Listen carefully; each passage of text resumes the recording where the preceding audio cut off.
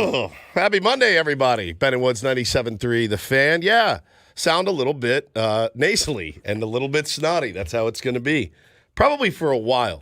Because the older you get, the longer it takes to pass things through your body. Still may have a kidney stone up in there somewhere. Still not sure. I don't remember passing it, right? A couple weeks ago, right before Christmas, got the kidney stone 4 millimeters. And don't know if I passed it or not. Feel fine, But caught this crud last week and feel much, much better today after a couple of days of bed rot. And, but yeah, I'm going to sound like ass for a while, I think. I'm Woodsy, by the way. To my right, Paul Reindl, the executive producer of the Ben and Woods program. Good morning, Paulie. Also, not feeling or sounding great. Correct. Yeah, we will get into Paulie's rough weekend here in a moment. And to my left, Benjamin R. Higgins, your friendly neighborhood sports anchor. Benjamin, how are you? I'm perfectly fine. You feel great? Yeah, I'm a little nervous sitting in this enclosed space. As you should be. As you should morning. Yeah. But I hope you both feel better. We got a big week next week that you both need to be 100% for. Yeah, no question about it. Going to be live from fantasy camp next week. Probably take the rest of the week off, actually. Just to get it ready. Get the mind and body right. I love being here. I do. I love being here. I love this job. I'm happy to be here today. And it was kind of a priority throughout the weekend of I just got to get right for Monday. Got to feel better for Monday. But yeah, you're right. I mean, the long game is you want to be at 100% next week. We got a ton of interviews, ton of guests stopping by. A lot of which we've never talked to before, so you want to make sure you do a great job while you're out there. We got games to play. We got stories to tell. You're only going to get it here at 97.3 The Fan. It's the only place you're going to get that content next week. So it's important to us that we deliver, and we're going to be doing live streams and stuff at night. We're going to be really milking this thing. Paulie even said he's got a couple of lavalier mics, so he goes, I can mic you up when you pitch an inning if you want. Hear me out there all right, you fat turd. Let's just throw one strike. What's his inner monologue on the mound? You little bee. Just throw one strike. Just one. We'll probably put out a video on YouTube, like a day in the life of Stephen Woods at fantasy camp. Yeah. And we can get you mic'd up when you're up to bat. Be so sick. On the bump. So sick. Yeah, it'll be fun. I can't wait. I can't wait for it. But you got to start feeling a little bit better. So I don't know. I mean, which miserable piece of news do you guys want to start with first today? Oh, there's so many ways we could go. It's just like last week's Open. I don't like to set people up on a Monday by hey, here's some doom and here's some gloom. I'm doom. Here's gloom to my left.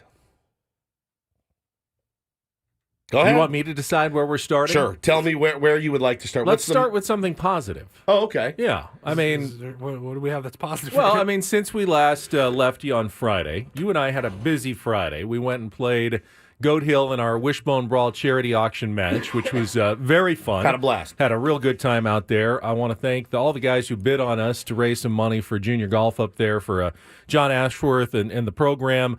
Brian Smock, who was my group, the head pro at Coronado, and his team out there, Mark. They gave me a short game lesson, which has possibly changed my golf game. Can't believe that I didn't think of putting my feet a little closer together before that, but they really straightened me out on the back nine, and think that's good going forward. You had a really cool foursome, and they threw around some ideas after the end of the round about maybe a Ben and Woods World Poker Tour online tournament at some point that we were talking about. So we always have more things kind of in the hopper. But then you had to leave and go coach your first flag football game, and I am dying to hear how that went. Paulie brought me a sticker this morning. You can see it. It's the primetime sticker. Yeah, we are the Colorado Buffaloes, and it is my 5-year-old son Bo's team. And again, I got rooked into this deal. I did not want to do it. I was going to be baseball and t-ball specific. It's a lot to manage. I got the Tier 1 team that I'm running to. That's a lot to manage. But I got rooked into this thing.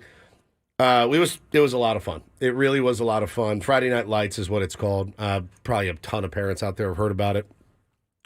I didn't know anything. We practiced for an hour before the game, helped them learn how to pull flags, which we did not do very well.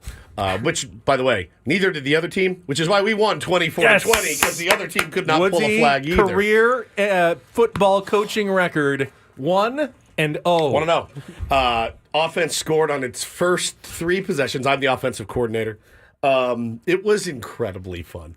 We ran one play the entire time, and you just hand it off to the best kid, and then back out of the way. And I'm sure there were parents who were like, is my kid just going to center the ball, or is he going to run at all, or anything else? Is he going to maybe try quarterback? I get in the huddle, and I go, all right, my son, by the way, Bo, when we're at home, he said, all right, I'll be quarterback. You ready? I'm quarterback. We get out the field. I'm like, all right, bro, get quarterback. He goes, I don't want it. I go, what do you mean? He goes, I'm not quarterback. I want to be a receiver. I go, why did we sounds like Zach Wilson in the making? Why? Yeah. Why have we been practicing exclusively quarterback? No, I'm good. I don't want to. I need somebody that can hand this off. He's like, I don't want to. You can't force him when you're out there. So anyway, you hand the ball off in like this sweep, and the kid runs in. Nobody can get a flag, and you win. We won 24-20. The first play from scrimmage, we handed the ball off, we ran for a touchdown. But it should have been a touchdown. But my man Georgie got about 20 yards short of the goal line and raised his hands and started dancing, and he dropped the ball, play dead. And I'm like, oh my God. Not like 1 or 2 yards short 20, of the end zone. 20 yards now, short of the end zone. He made up with it by scoring like 3 touchdowns and a conversion. But it was such a blast. We completed a pass, by the way.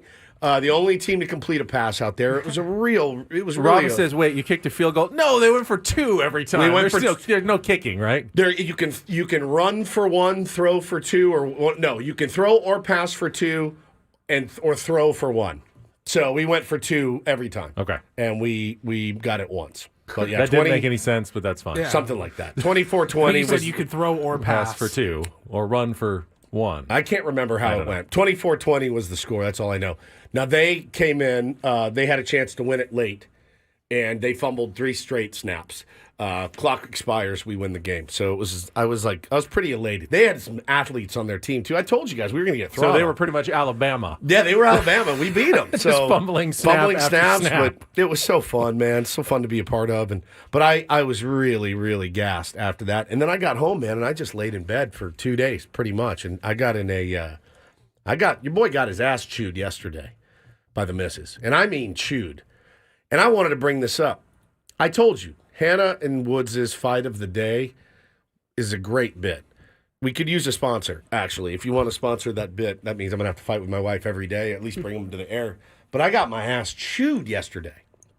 And I wanted your take on it. Any divorce attorneys out there who want to sponsor that segment? Nothing like that. Nothing like that. So for Christmas, the kids got this egg. And it's about yay big. It's about, I'd say, like almost 9 inches tall, right? Think of the guy in the Bass Pro Shop pool. 9 inches longer than that, okay? So an ostrich egg. It's like an ostrich egg, and it's called the dinosaur egg, right? And it's made of clay, but it was cooked, so it was firm. So the bit is with these, there's hidden dinosaurs inside. You guys have probably seen these. Now, they come in much smaller ones. This was a big one. So you got to soak it for 3 hours. Then you get it out, and you get a little hammer and a chisel, and you ding, ding, ding, ding, ding, ding, ding, ding, ding, ding, ding, ding, ding, ding, ding, ding, all around the egg. And it's like, hey, I'm an archaeologist. Yeah, there's a brush. You brush up the dust. So I'm back in my room watching football, napping. It's like a scene in Jurassic Park. Yeah, that's exactly right, Paulie. And all I hear from the kitchen is what it sounds like. And I go, what is that? So I get up. I go, oh, you're doing the egg here. And you're doing it. It's just Bo. I go, you're doing it at the kitchen table. He goes, yeah. And I walk into Hannah and I go, did you see the mess that he's made in the kitchen? We got brand new chairs. It's everywhere. And it's not just like chips of clay. It's moist clay. So it splatters and sticks to everything. And then dries. And then dries. Yeah. And I go, babe, that's all in the kitchen. And she's laid out one towel. One. And he's just over there. Seems more like a garage activity. I'm glad you said that. I'm very glad you said that. You were not coached. No. Was not coached. I walk back out. He goes, Dad, I want to go play. I go, well, clean up your mess first. Also, you didn't even break into the egg. He goes, it's taken forever. And I go, all right. He goes, I need a real hammer. I go, all right, well, let's go to the garage. 5-year-olds are famous for enjoying toys that require an immense amount of patience to get to the payoff at the end. Yes, they're just like real archaeologists. Oh yeah, I worked on this for 3 years until I finally found the outline of the pterodactyl's knuckle. So I go, what do you want to do? He goes, just get me a hammer and let's break it open. I go, all right, sounds good. So where do I go, guys? Where would you go? You go to the garage. The garage, because nobody cares about a garage. It's a garage. It's for cars and strollers and paint cans and paint thinner. Archaeology projects. And cat food and cat S and everything else that goes into a garage. Bicycles hanging from the ceiling, suitcases. So I bring him in there with the hammer. He goes, whack, whack, whack. I mean, the stuff starts flying everywhere. It's everywhere. And I go, awesome. All right, you get him out? All right, cool. See you later. She walks back there. She goes, are you out of your effing mind? I go, what? She goes, have you seen our garage? I go, no, but it's a garage. That's what it's there for. A garage is there. It's for oil spills, antifreeze leaks, urine. Like, there's cat urine out there. I go, that's what it's for. I go, what you think he was going to do? Sit there for 7 hours, whittling down, wiping up each little chip of clay. I go, Hannah, you look at her. She was out in the garage like this, like scrubbing and cleaning. I go, it's a garage. What are you doing? She goes, you have to help me. I go, I'm not helping you. You know why I'm not helping you? Because it's a garage. If it was the kitchen, I would help you. Because it was insane that you had him start that in the kitchen. And we got in the biggest fight about it. I go, well, I'm not helping you. I got work to do. We have a show to do tomorrow, and there's no way I'm helping you. It's a garage. I'd be terrified for Hannah to see the state of our garage right now. It's a disaster. I thought you just cleaned it out. Yeah, now it's all a mess again after the holidays and everything. Oh, no. I mean, we can squeeze a car in there for once, but out around it, it's basically everything's like teetering and ready to collapse, like some giant avalanche of crap that we've got just stored for years that we don't need. Well, you remember when garages were garages. I mean, that's what it was there for. Like, it was there to make a mess. That's the time and place where you need to do projects and make messes and things like that. So that's where I'm coming from. I'm sure all the women in the chat are agreeing with her. I'm sure some of the men out there have my side, and I'm sure some of the simps agree with her as well. But that's where I was coming from. Huge fight about it. I stand by it. I really do. That's the time and place for a project. And then do we address the elephant in the room, the other issue? It was a dog. It wasn't an elephant. It wasn't an elephant. Well, we have that elephant, and then we have the dog. Both bad. Yeah. Now let's say our best wishes to Polly. Yes, of course. I agree. Polly, I'm so sorry about your dog. Hey, he's not, by the way. I am. He's not. No. I mean, while maybe I feel differently than other people, I know that for Paul and Megan, losing a beloved pet was a very difficult weekend, and I send an enormous amount of sympathy. He doesn't at all. You know it, Paulie. You know it, and I know it. I know. He's like, in his mind, he goes, that lucky SOB, one down. One down. What he wouldn't do to switch places with you. He asked me, he's like, do they do a 2-for-1? He did. Can I come by the house? He actually did. Oh, man. Yeah, when I tell you that was the hardest thing that I've ever had to do. No question. I mean it. And I think I was explaining to a buddy of mine who texted me over the weekend, and I said the same thing. I said it was by far the most difficult thing I've had to do ever, which I guess glass half full means I've had a pretty lucky life. No question about it. I feel the same way. Putting my dog Max down, it was like that's the hardest thing I've ever had to go through. Wait, did you have to be there for it? Yeah, we had it done at home. Oh. And I want to start by just shouting out Pause Into Grace. Pause Into Grace. They are a San Diego company, and they go to your home, and they make that process as easy as possible. For a minute, last week, we actually had an appointment at our vet, who we love. They are fantastic. And it lasted about 10 minutes, and we go, what are we thinking? We're going to drive there, 3 of us, and leave with 2 and do this in a cold, random vet's office? Metal table? Yeah, like I've done it. Absolutely not. Horrific. So we got to. They came over on Saturday morning, and we put together, his bed. We brought his bed out into the living room, and yeah, it was a nightmare. It's intense. It's really so intense and awful. The service was so good. I was thinking about it. Like I think it's a weekend hustle for the doctor that came over. Every house that she goes to, every job that she takes, it's like the worst day of those people's lives, or one of their worst days ever. And she has to just sit there and go through it with them every single time. But they made it so much better. Ben would be really good at that. He shows no emotion. Your side hustle should be that on the weekend. I'd imagine you have to show some sort of empathy, though, to the people, and that's not my strong suit. So You'll be fine, guys. It's fine. Yeah. done this a million times. You'll be fine. You guys will be good. You're good. No, it was tough, man. He lived a really long life. 20 years, man. We don't really officially know, but Megan got him in 2008, and they told her like he was between 1 and 3 years old. But then the doctors were able to look at his teeth, like the vet, and was like, he's more like 3 to 5. And he was a Hurricane Katrina rescue. Dude was down in New Orleans, man. Jackson, Mississippi.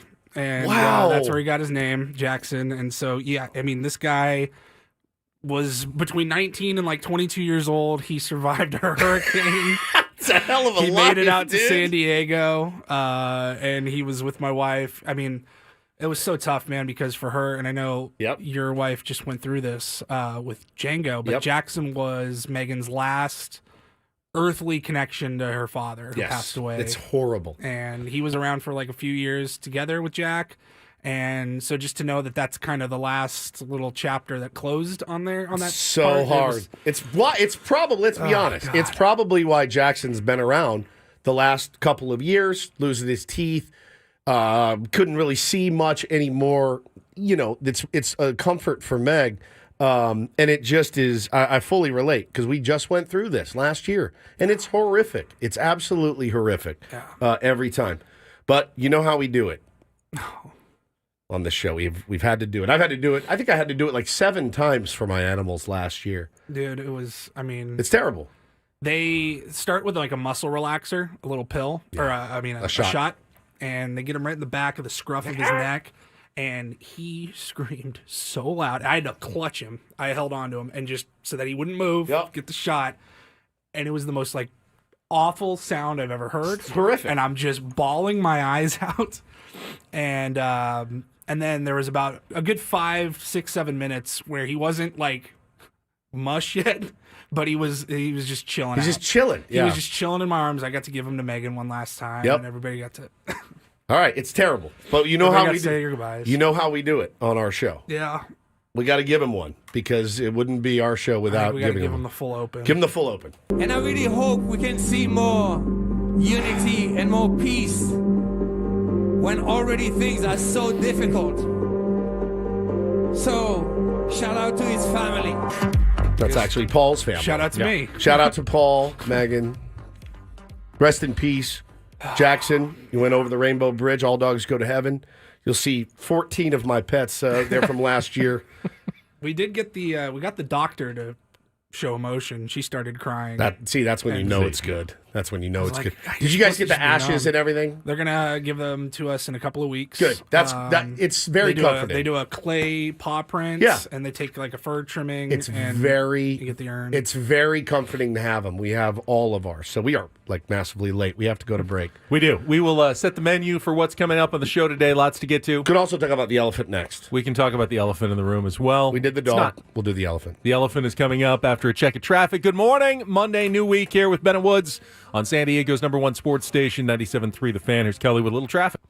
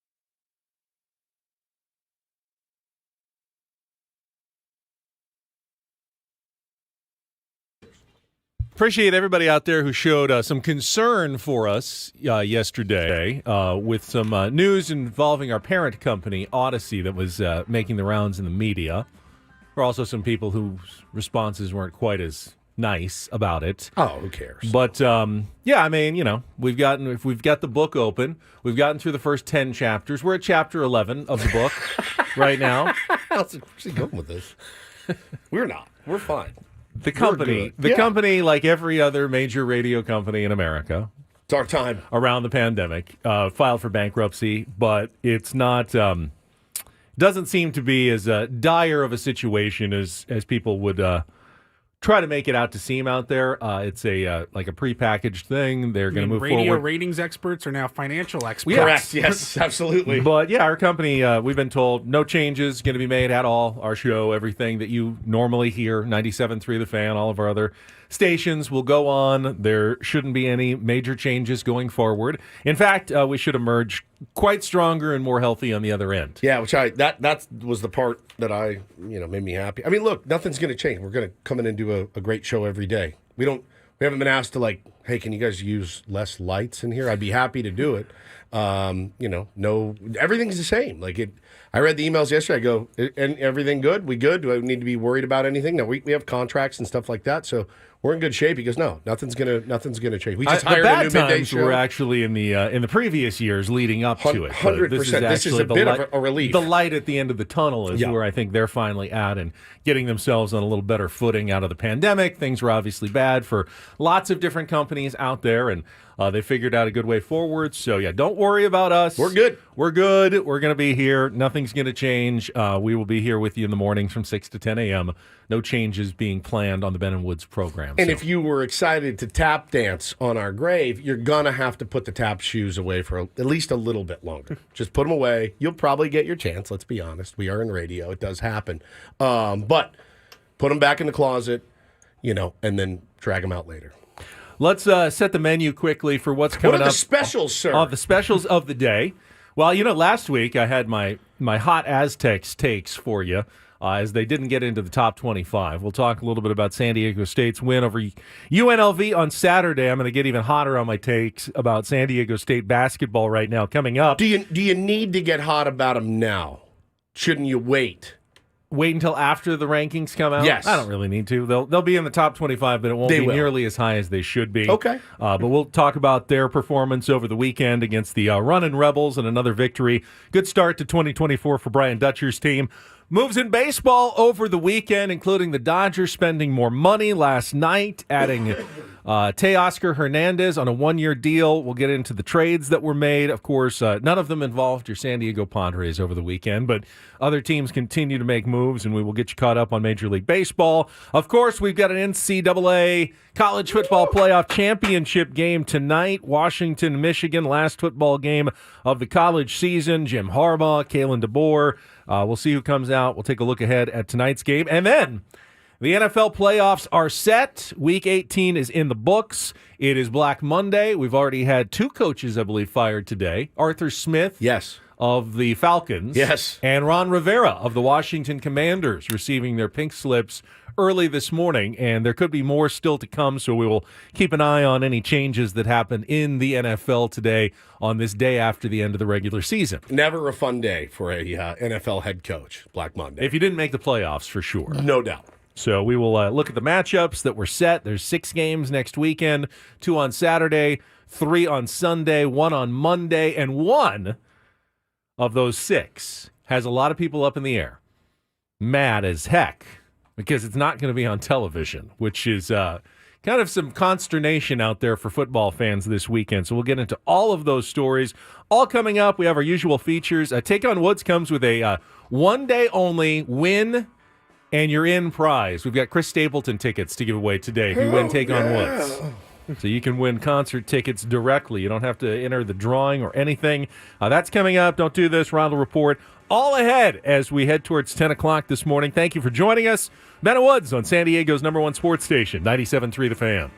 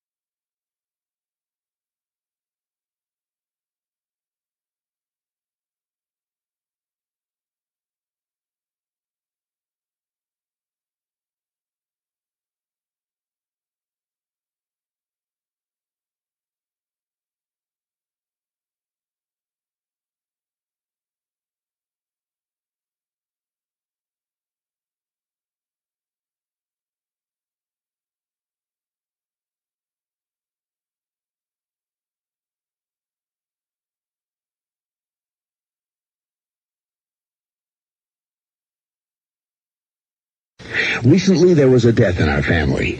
He was a little dog named Jackson. But he was most certainly a part of... Let's start again. From coming out of the record. Play the record, okay? Please. See, when you come out of those up-tempo damn numbers, man, it's impossible to make those transitions. And then you got to go into somebody dying. You know, they do this to me all the time. I don't know what the hell they do it for, but damn it, if we can't come out of a slow record, I don't understand it. Is Don on the phone? Okay, I want a damn concerted effort to come out of a record that isn't a up-tempo record every time I do a damn death dedication. Now, make it, and I also want to know what happened to the pictures I was supposed to see this week. This is last damn time I want somebody to use his brain to not come out of a damn record that is that's up-tempo, and I got to talk about a dog dying. That's how I felt having to do a 7 Mile spot right after we talked about Paulie's beloved Jackson there. Rest in peace, Jackson. My guy. Poor Casey Kasem. I had to do that every week. Dedications. That was the job back then. That's the job. Guy made... That was 40 years ago. You realize he made like 15 times what we make back then, right? In this business. Well, his company wasn't in Chapter 11, so there you go. Also true. We're still in Chapter 1. Yeah, exactly. Chapter 1. Amazing. All right, let's try to pay a tiny bit of those bills with a little check of traffic here on 97.3 The Fan. From the 97.3 The Fan Traffic Center, here's Kelly Danick. Collision has cleared on northbound 805 near Palm Avenue. Looks like we still have this other accident, though, on the Adams Avenue on-ramp to northbound 805. Vehicle struck a bicyclist. Also traveling on the southbound 5 at the northbound 163 connector. There is a stalled car over to the right shoulder. I'm Kelly Danick with Ben & Woods, San Diego's #1 sports station, 97.3 The Fan. So I have to admit, I got caught up watching some of the football on Saturday, and by the time I realized the Aztecs game was on, they were already up 18-3. Dang, which dude, is good news. Even I caught the whole first half. Which is good news. I mean, when you're, the worst thing is when you're late to a game and your team is already like down 10, and you're going, oh here we go. Got to climb back out of a big hole. No, the Aztecs got off to a tremendous start at Viejas Arena on Saturday afternoon. Up 18-3 on UNLV, and they pretty much held the lead the whole way. UNLV made a couple of runs. They pulled within 6 at one point, but San Diego State held on for a 72-61 win. Jaden Ledee. He's unreal. Another double-double, and he really does.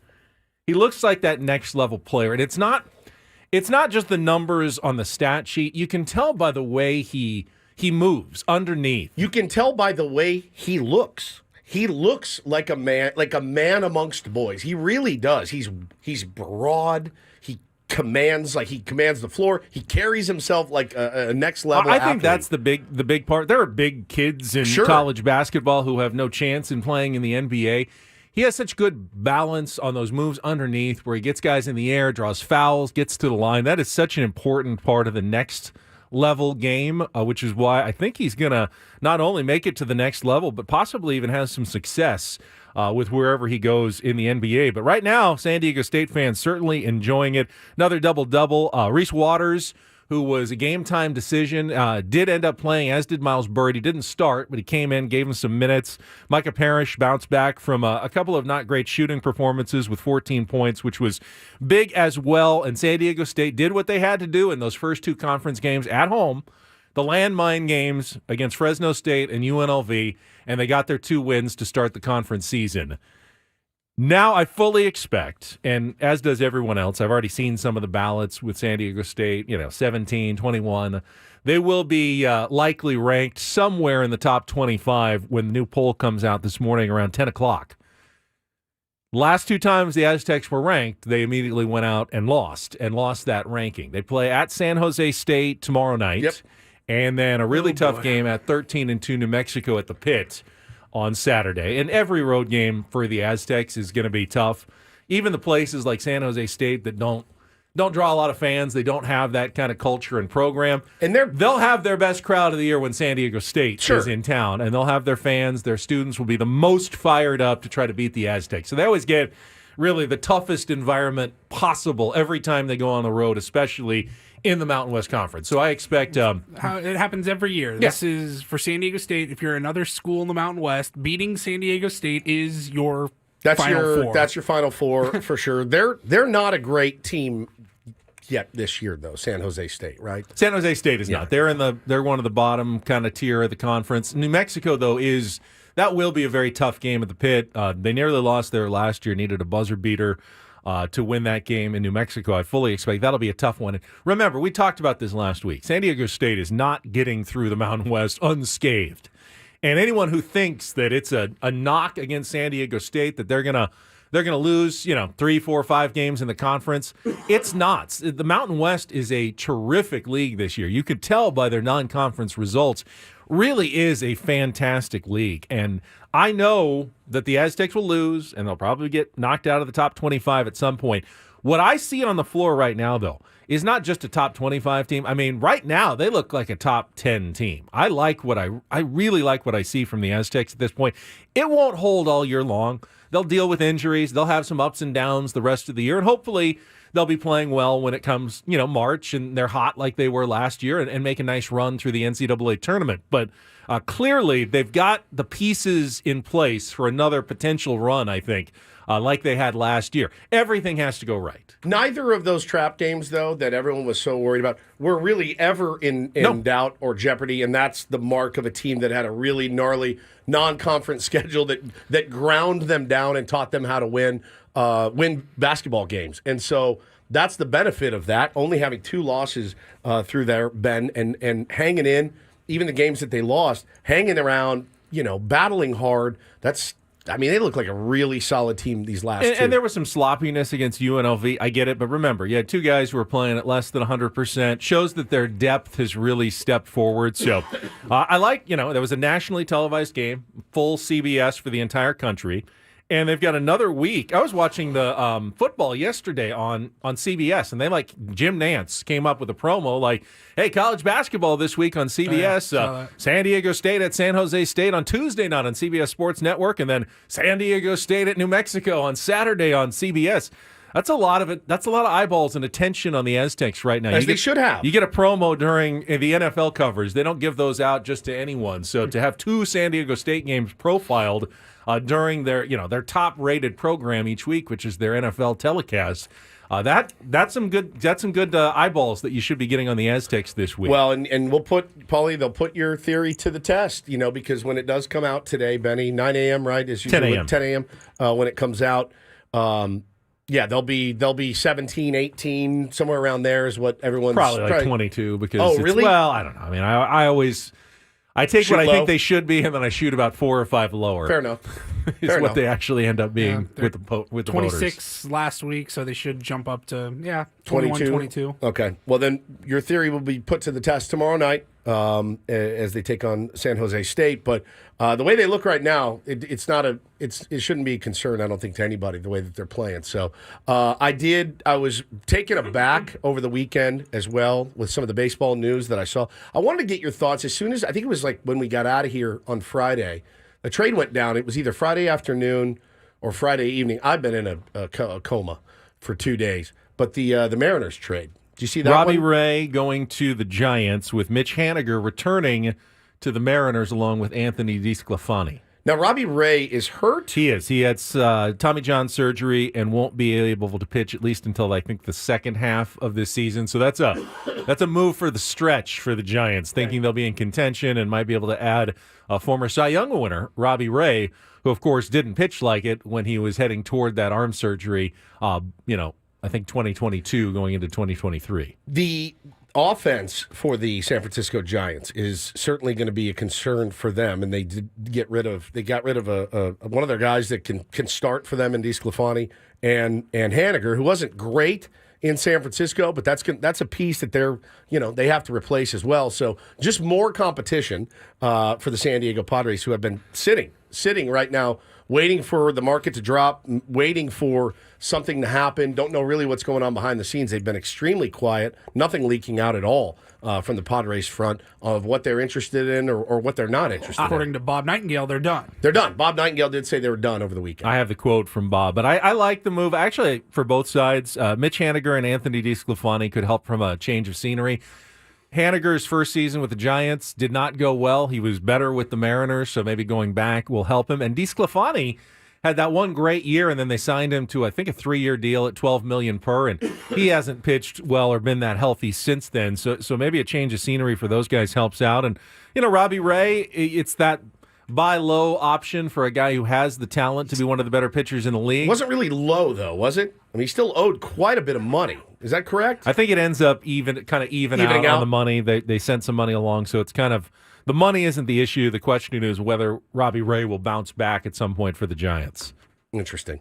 And then yesterday was absolutely blown away. The hair blew back on my head when I read that the Mets and left-hander Sean Manaea are in agreement on a 2-year deal worth $28 million guaranteed. That's per John Heyman of the New York Post. Comes with an opt-out following the 2024 season. That one was a bit of a shock for me, Ben. 14 per for Sean Manaea. And it made me panic thinking, we're not adding anyone. And I think a lot of Padre fans had that exact same feeling. Yeah, it looked like way too much for a guy who was really bad in the second half of 2022 when he was with the Padres, and then the first half of 2023 when he was with the Giants. They're going to pay full tax on his salary, by the way. Full. However, it was not a big surprise to those who follow baseball, and it was actually about what he was projected to get by some of the experts because teams are now paying for what they've seen most recently, and Sean Manaea did finish the season strong. So the Mets are essentially dreaming that he can just carry that performance over. Right. That always happens. To New York. Not only did he get the 2 years, got the opt-out as well. I mean, to me, that's a huge gamble. When you see that level of inconsistency over the last 3 years, don't gamble on what you've seen over the last 3 months. Gamble on the inconsistency is probably going to continue. I don't think that Sean Manaea found something that he had lost necessarily. He's got a good enough arm that he's gonna have some good stretches. The question is, does Sean Manaea have the makeup? The guy who at the end of the last season with the Padres fully admitted, what did he say? He said, I basically quit. Yeah, on the team on the second half of the season. That was a playoff run. Stopped my conditioning. Yeah. Just stopped paying attention to my conditioning, and it was like the most. I really, really liked Sean Manaea, and when we got him, I was excited to get him, and he showed some flashes of being a really great pitcher. And when we needed him the most was when he put in the least amount of effort. And I questioned not only him, but I questioned everybody in that clubhouse as well, because you know when somebody's checked out. You know when somebody's not doing everything they're supposed to do. And here we get to, our deepest playoff run in a while, and you're ineffective and unavailable. And that, to me, was unforgivable. And how does that not go? How does David Stearns, the GM of the Mets, how does he not know that? I'm sure he does. But there was something in Sean Manaea that made him go, that's fine. We'll give you 14 per. It just doesn't make any sense to me. Again, get your bag if you're a player. Your career window is very, very short. But and maybe smokes. it's weird that we think it's such a big deal because he remains very friendly with the team Padres. I mean, they were I out saw this weekend. Pictures this weekend of Joe Musgrove on vacation looked like with Tim Hill and Sean Manaea, out still being friends together. So if they don't think it's a big deal, maybe we shouldn't think it's such a big deal either. But I initially was surprised that he got that kind of salary, and it does tell you that it's going to be hard for the Padres to really add anything. Here's the quote from Bob Nightingale when it comes to what he thinks the Padres are going to do. Says the Padres' wild spending days are over. This was his Sunday column in USA Today. They don't offer anyone more than $5 million a year the rest of the winter, trying to spread out the remaining $20 million in their budget to fill about 6 different positions. Their World Series aspirations have melted into the goal of merely qualifying as a wild card contender. So if Sean Manaea is 14 a year, Bob Nightingale says the Padres won't spend more than 5 a year on a guy. Wow. Oh, boy. Is it me? Is it me? Do I have a legit shot at bolstering our Are rotation? you as third as good as Sean Manaea at this point? God, I wish I was. I don't know if that $20 million is accurate. That would be if the Padres are going to try to stay below the luxury tax completely and probably still have some wiggle room left in the budget if they want to add someone at the trade deadline. So that's kind of the real low end of what the Padres might do in the offseason. That does not get them up to the $200 million level that had been reported and we've been talking about as a potential Padres payroll for 2024. So is it 20? Is it more like 40 that the Padres have remaining? Not sure. I don't know that you can't get much when you can't offer more than $5 million a year. Correct. Yeah.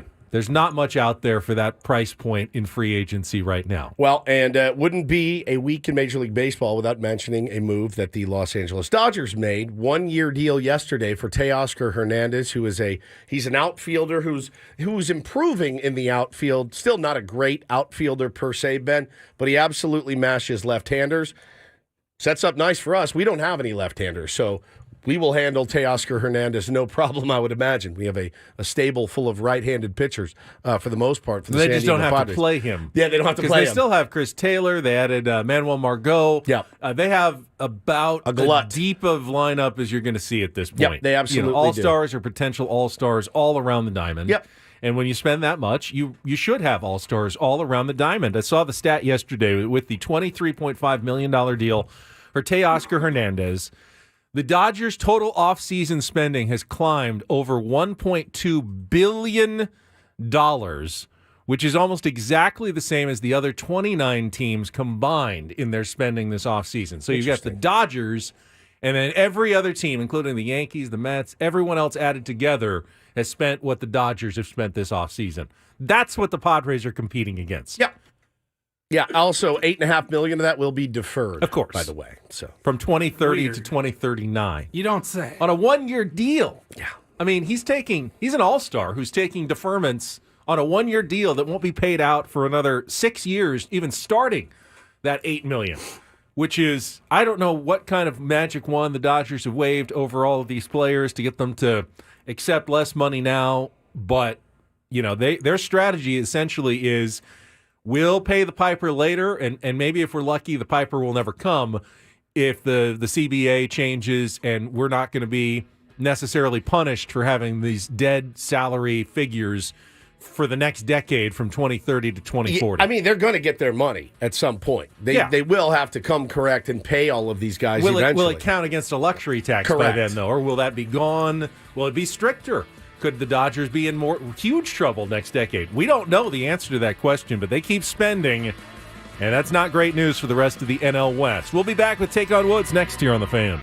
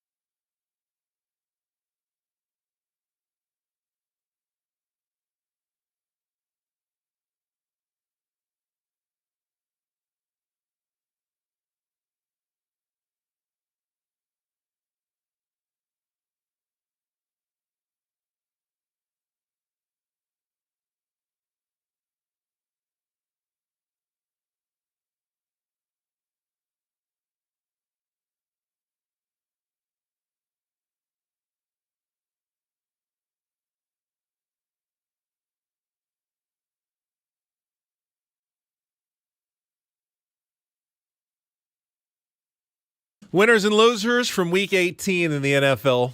Last 2 days, you had the final playoff spots were decided, Woods. And I would say of the losers, Jacksonville Jaguars had all of it right in front of them. God. Just needed to beat the Tennessee Titans. And they could not do it. And with their 28-20 loss, Derrick Henry running for 153 yards and a touchdown in what could be his final game with the Tennessee Titans, they knocked the Jaguars out of the playoffs. And with that loss, that gave both the Houston Texans the AFC South title after they had won on Saturday over the Indianapolis Colts, and that was a tough one for the Colts. They had the fourth down drop that they had a chance driving for potentially the winning touchdown, and it was right there, and pass dropped, and the Texans hold on for a 23-19 win, so they win the division. And the Pittsburgh Steelers, who also won on Saturday over the backups of the Baltimore Ravens, they clinched a playoff spot with the Jacksonville Jaguars loss, so they get in that final spot in the AFC. So those were a couple of the winners, certainly, from the weekend. And the Buffalo Bills, huge winners last night, not only getting into the playoffs, which actually had happened before the Sunday night game, but winning the AFC East for the fourth straight year with their come-from-behind 21-14 win on the road over the Miami Dolphins in a fairly wild game last night on Sunday Night Football. Yeah, I watched as much of it as I could before I passed out last night, and woke up this morning, was very happy to see that the Bills won because I had taken the Bills, so I was very, very pleased to see that news. But, man, Josh Allen's got to protect the football moving forward. It's been an issue all season long. You look at some of the games yesterday, and you look at some of the teams that have a little momentum going into the playoffs, Benny, and you know, the biggest story I saw yesterday, Dan Campbell and the Lions, you know, there's some really interesting storylines happening. The football script writers, as they call them, have really done a nice job. I mean, we are going to have some killer matchups, but Dan Campbell, what was it? He was going for the division, right? But he loses his... They had already locked up the division. It He's was going either for a the 2 2-seed or the 3-seed. That was the only difference that they had with the game yesterday. So Amon Ross St. Brown got injured. I think he's going to be okay, but they lost Sam Laporta, who's their incredible rookie tight end. And I don't know that he's going to come back for a playoff game. So... And they still ended up in the 3-seed. Still ended up in the 3. Because the Cowboys won. So this guy, it's one of those deals where it's like... He's damned if he does, damned if he doesn't, seemingly. Now you talk about storylines this weekend. So we've got Jared Goff Rich and Eisen, the Lions. Rich Eisen nails it. He goes, football gods simply could not pass this up. The Detroit Lions will host their first playoff game in 30 years with starter Jared Goff by welcoming their old franchise face, Matthew Stafford, and the team that traded them Goff. Super wild card weekend indeed. It's going to be incredible. I think the Rams only 3-point underdogs, at least in the early line I saw yesterday. They've been playing well at the end of the season, and you know the familiarity of Matthew Stafford with Ford Field in Detroit and the lack of familiarity of the Lions in the playoffs have some people thinking that could be one of the upsets of Wild Card Weekend, which would be a bummer for Lions fans after waiting all year and finally getting to the promised land of a home game. To only lose in the first round would be a real big disappointment. Who do you guys like? I mean, going into, obviously, momentum changes. There's going to be some teams that have buys. But when you look at everybody that's left, I mean, we don't do brackets necessarily for the NFL playoffs. We probably should. I think that'd be a lot of fun to do. We can do one if we want. We did that in the past. We've done like every round was worth more points. Yeah. I think that's a lot of fun to do. I love picking playoffs, brackets, and whatnot. But who do you like right now? I mean, who's your betting favorite? Because I went and laid money down 2 weeks ago on a team at plus 350, and I'm really hoping they're win the Super Bowl. Yeah, to win the Super Bowl. I really only like the top seeds right now. Yeah, which is not. I don't really want to just pick chalky. But I think the Ravens and the 49ers are already just a one level above the competition. Plus, they're going to have the rest and the home games to get all the way to the Super Bowl. I don't really believe in any of the NFC teams outside of maybe the 49ers. The Cowboys are probably the biggest threat. I think they're going to annihilate the Packers. Mike McCarthy against his old team when they come in for they were so good at home this season. I don't know once the Cowboys. Doesn't that set you up for a massive, massive letdown, though? Maybe, but once the Cowboys have to go on the road, if they have to go to San Francisco, I don't have the confidence that they can win that game. The Bills, to me, are the wild card in the AFC. The wildest of wild cards. They could win the Super Bowl. They could lose in the first round against the Pittsburgh Steelers. I've got no idea what kind of Buffalo Bills performance. Even last night, you had two wildly different Bills teams just throughout the course of the game. First half, Josh Allen throwing interceptions, making mistakes all over the place. You do that in a playoff game, you could lose to anybody. But he also makes incredible plays when needed, like that first down scramble, diving for the first down to help kill the clock at the end of the game. Let's be honest, though. Had they not gotten that punt return, that 96-yard punt return, not sure that the Bills win that game. No doubt, man. They would have had to go on the road in the first round of the playoffs. Now, I mean, the Dolphins have to go to Kansas City. That's a winnable game, but it's supposed to be incredibly cold on that's what the Saturday night game. Yep. Incredibly cold in Kansas City on Saturday night as opposed to a nice, warm Miami evening instead. That to me was a huge, huge difference for the Dolphins winning the division versus just getting the wild card. Chiefs aren't that tough. They're very beatable, but they'll be tough at home, in front of their own crowd in a playoff wild card game. So I don't like the path that the Miami Dolphins have now laid out in front of them. I took the Ravens. That's the team that I put a little bit of money down. They looked so good. Now, again, rust is a real thing. The difference in you're not going to see anyone whining about the playoff format. Getting an extra week in the NFL is certainly different than getting an extra few days in baseball. They welcome this rest. They want this rest. It doesn't matter how hot your team is. You need an extra week or so to get healthy and get right and get a game plan in. And it's like, would you rather play a game after several car wrecks or would you rather have 2 weeks to recover? They're going to want that time to recover. So I took the Ravens. I think they are the hottest team in football. And actually, I was surprised the odds were as good as they were when that happened. But I put it down. They still have they lost yesterday, but until that, they had not trailed with 2 minutes left in the game all season long. Yeah, yesterday doesn't count. It does not count. Need a contestant for Take on Woods, a chance to win some Chris Stapleton tickets. Not even a drawing. You win today. They are yours. Those tickets to Chris Stapleton coming up March 2nd at Petco Park. So call in now, 833-288-0973. 833-288-0973. The team that looks like they're ready to just go home is the Philadelphia Eagles. Oh, my Lord, man. Who have lost 5 of 6 now going into the playoffs. I don't know that they win a game. Well, they're going to play the Bucs on Monday night, the last game of the wild card round. It's very losable. But at the same time, would it stun anybody if the Eagles figured it out and started playing well again? No. I don't think it would. I mean, you still have Jalen Hurts. Still have a lot of talent. They were the best team in the first 10, 11 weeks of the season. Nobody could beat them. They've been a mess, though, lately. Can they somehow put that behind them in the rearview mirror and play some good football in January and make a run? Or will they just phone it in, go down to Tampa, lose to a mediocre NFC South champion, and that's it? For their defense of their NFC title this year. I don't know how it's going to play out for the Eagles, but they have looked awful down the stretch. Absolutely terrible. They got bodied. Now, it didn't mean anything really, but A.J. Brown got hurt in that game against the New York Giants in that last loss of the season. There's nothing that would encourage you if you're an Eagles fan right now. No, other than the fact that they've done it. They've done it before. They're battle tested. They're playoff tested. They realize that, listen, I mean, really, we don't think that the Eagles can beat the Bucs if they play the way that they're capable of. So I think you're lucky to be there as poorly as you played the last few weeks. Everybody resets, though. Everybody's 0-0 at this point, so it really doesn't matter.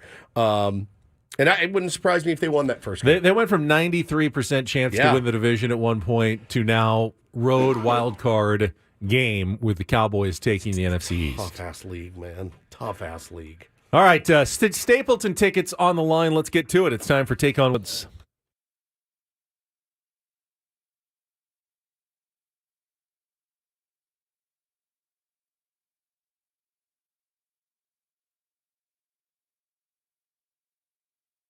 Looks like Jim is going to be our lucky contestant this morning. Hello, Jim.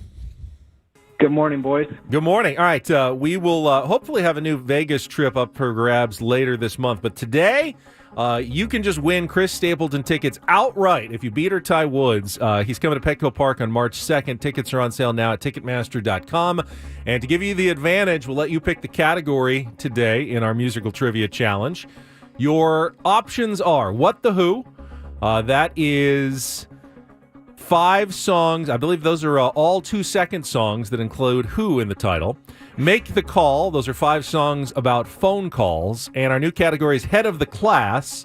Find the word head in all of the answers of the song titles. Head.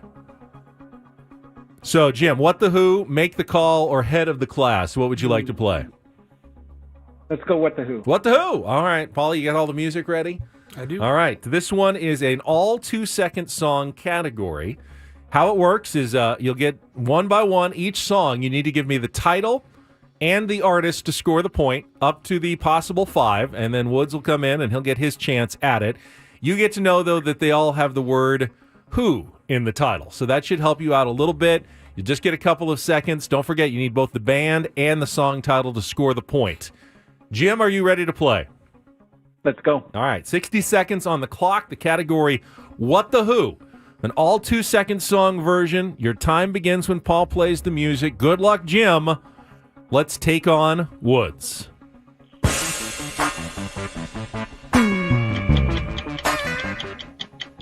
The Who.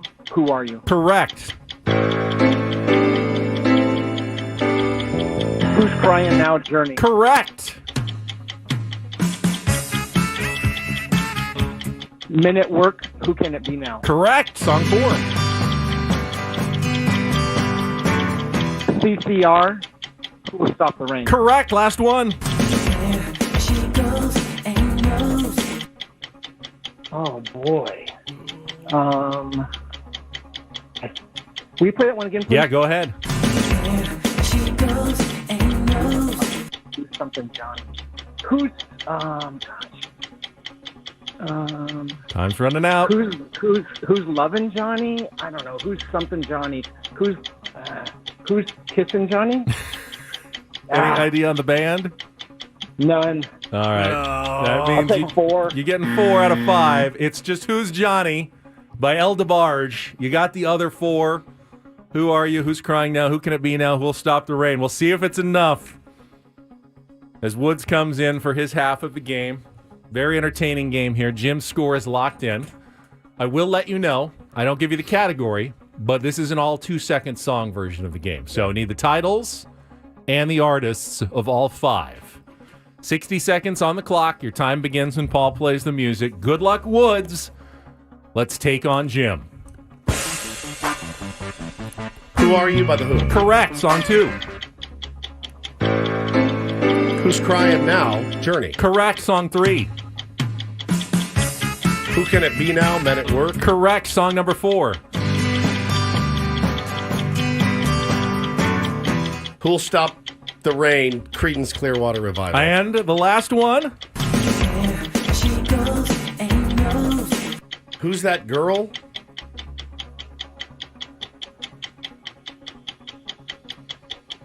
By Roxette. It's not, and that means we got a 4-4 tie, and Wow. congratulations, Woo! Jim. That is good enough to win. Damn. The Stapleton tickets. Very Hang on the good, line. Jim. Both had trouble with the last one. Yeah, Who that was was it? that was Who's Johnny by El DeBarge. Oh my God, I forgot about that song. El DeBarge, by the way. Last one's always the toughest one, but good job by both contestant and Woods, who still has not been beaten outright. But we did get to give away the Stapleton tickets Good. today. That Nice makes me performance by Jim. So hang on the line, Paulie will get all your information during the break. As What the Who was the category. Love it. Song titles, including the word Who. I'd never throw one, but I'm happy that somebody gets to go to Stapleton. We rarely do the one and done prize, so Right. good for him. Well done, Jim. All right, Don't Do This is coming up next, and unfortunately, I believe I'm taking a DDT This guy. this morning. Rightfully so. I mean, I've got no excuse. You're unbelievable. No I excuse. expect this from Woods. Yeah, 100%. I do this all the time, but true professional like Ben, this never happens to him. We'll do that next. After a check of traffic here on 97.3 The Fan.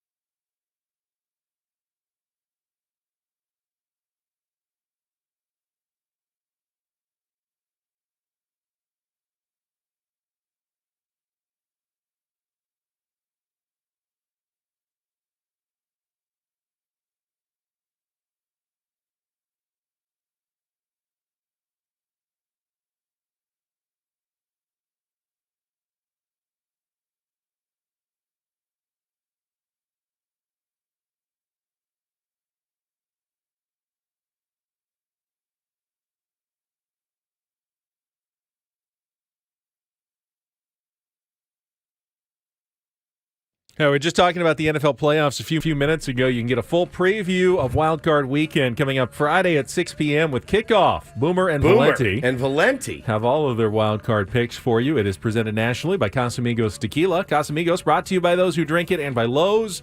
Lowe's knows home improvement. Get it on the Odyssey app as well. Woodsy, get us started. I know where you're going. Well, listen, quickly. I've heard what Boomer sounds like. What does Valenti sound like? Any idea? Do you ever listen to Boomer and Valenti? Because I know Boomer. I'm going to ride with the Bucks here. I want to say he's got kind of a New Yorkie type accent. Is it because I think, Valenti? No, I feel like I've definitely heard it before. Okay, Boomer Esiason, today's Baker Mayfield's birthday. I'm Boomer Esiason. Would you know if you'd heard him or not? That leads us to the very first. Don't do this. You probably know him. You've probably golfed with him before. Looking at Twitter last night, and there was a, the Golden Globes were on. And if you like award shows, it's probably the least, I don't know, intrusive. It's fun. It's a fun one. They drink. It's loose. And I saw our beloved co-host Ben Higgins tweet, quote, I've never heard of the person hosting the Golden Globes years old. Ouch. And it was a self-own that I should know who this person is because they're hosting the Golden Globes, but we're trying. That's not the only reason why. That's not the only reason. Honestly, I thought I don't know anything this person's been in, doesn't ring a bell, the name. I was just at a loss. Like, who am I watching here? It was comedian Joe Coy. Correct. Who was a former guest on your very program, apparently the so. Ben and Wood Show. Joining us right now on our SDCCU fan hotline. He's got 5 sold-out shows this weekend here in San Diego. Man. Got a couple of Netflix specials out as well. Joe Coy is with us here on 97.3 Fan. Joe, I'm with Ben and Woods. Good morning to you. How are you? We're doing great, Joe Coy. My co-host doesn't remember who you are. Now He's interviewed. in my defense, that was 2019. A lot has happened. 5 years ago. Hey, we had a pandemic in between that. That is true. That is true. I can't even. All the time. I go, we've never talked to this guy. Paul's like, we've had him on 7 times. This happens to me all the time. You remember Joe Coy, though, coming on. Yeah, of course. Okay. He did the first pitch at the Padres game. Yep. I do remember they were able to get him on for us and threw the pitch out on a Thursday. He came on on the weekend. Came on had Friday. 5 shows. Came on. With us I wasn't Friday morning. complaining about him being the host. No, I thought this was totally a me issue. Yeah. That I just am not hip enough with what's going on right now in pop culture. That's also true. To not know who Joe Coy. The host of the Golden Globes is usually a fairly recognizable celebrity figure. He didn't have his best night. I've seen his comedy specials before. He's fine. Pretty funny Pretty dude, good. yeah. Pretty good. Very, very popular. That's a tough gig. That is a tough gig. He did have, he had a couple. This is when you know it goes terribly bad, when you start yelling at the audience. That's when the key moment in Barbie is when she goes from perfect beauty to bad breath, cellulite, and flat feet. Or what casting directors call character actor. Some I wrote, some other people wrote. Robert De Niro's here. Oh, God. Yo, I got the gig 10 days ago. You want a perfect monologue? Yo, shut up. All right. That's when you know it's You're kidding me, right? Slow down. I wrote some of these, and they're the ones you're laughing at.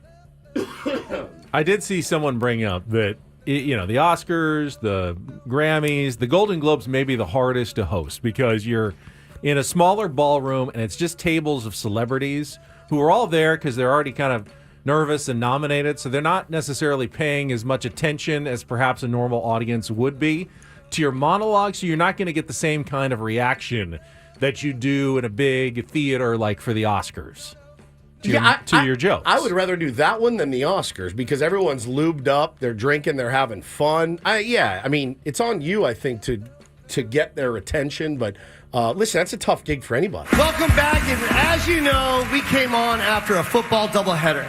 The big difference between the Golden Globes and the NFL, on the Golden Globes, we have fewer camera shots of Taylor Swift.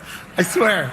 There's just more to go to. Here. She gave him. Sorry about that. The abs. Sorry about that. The death glare. The death glare. Yeah.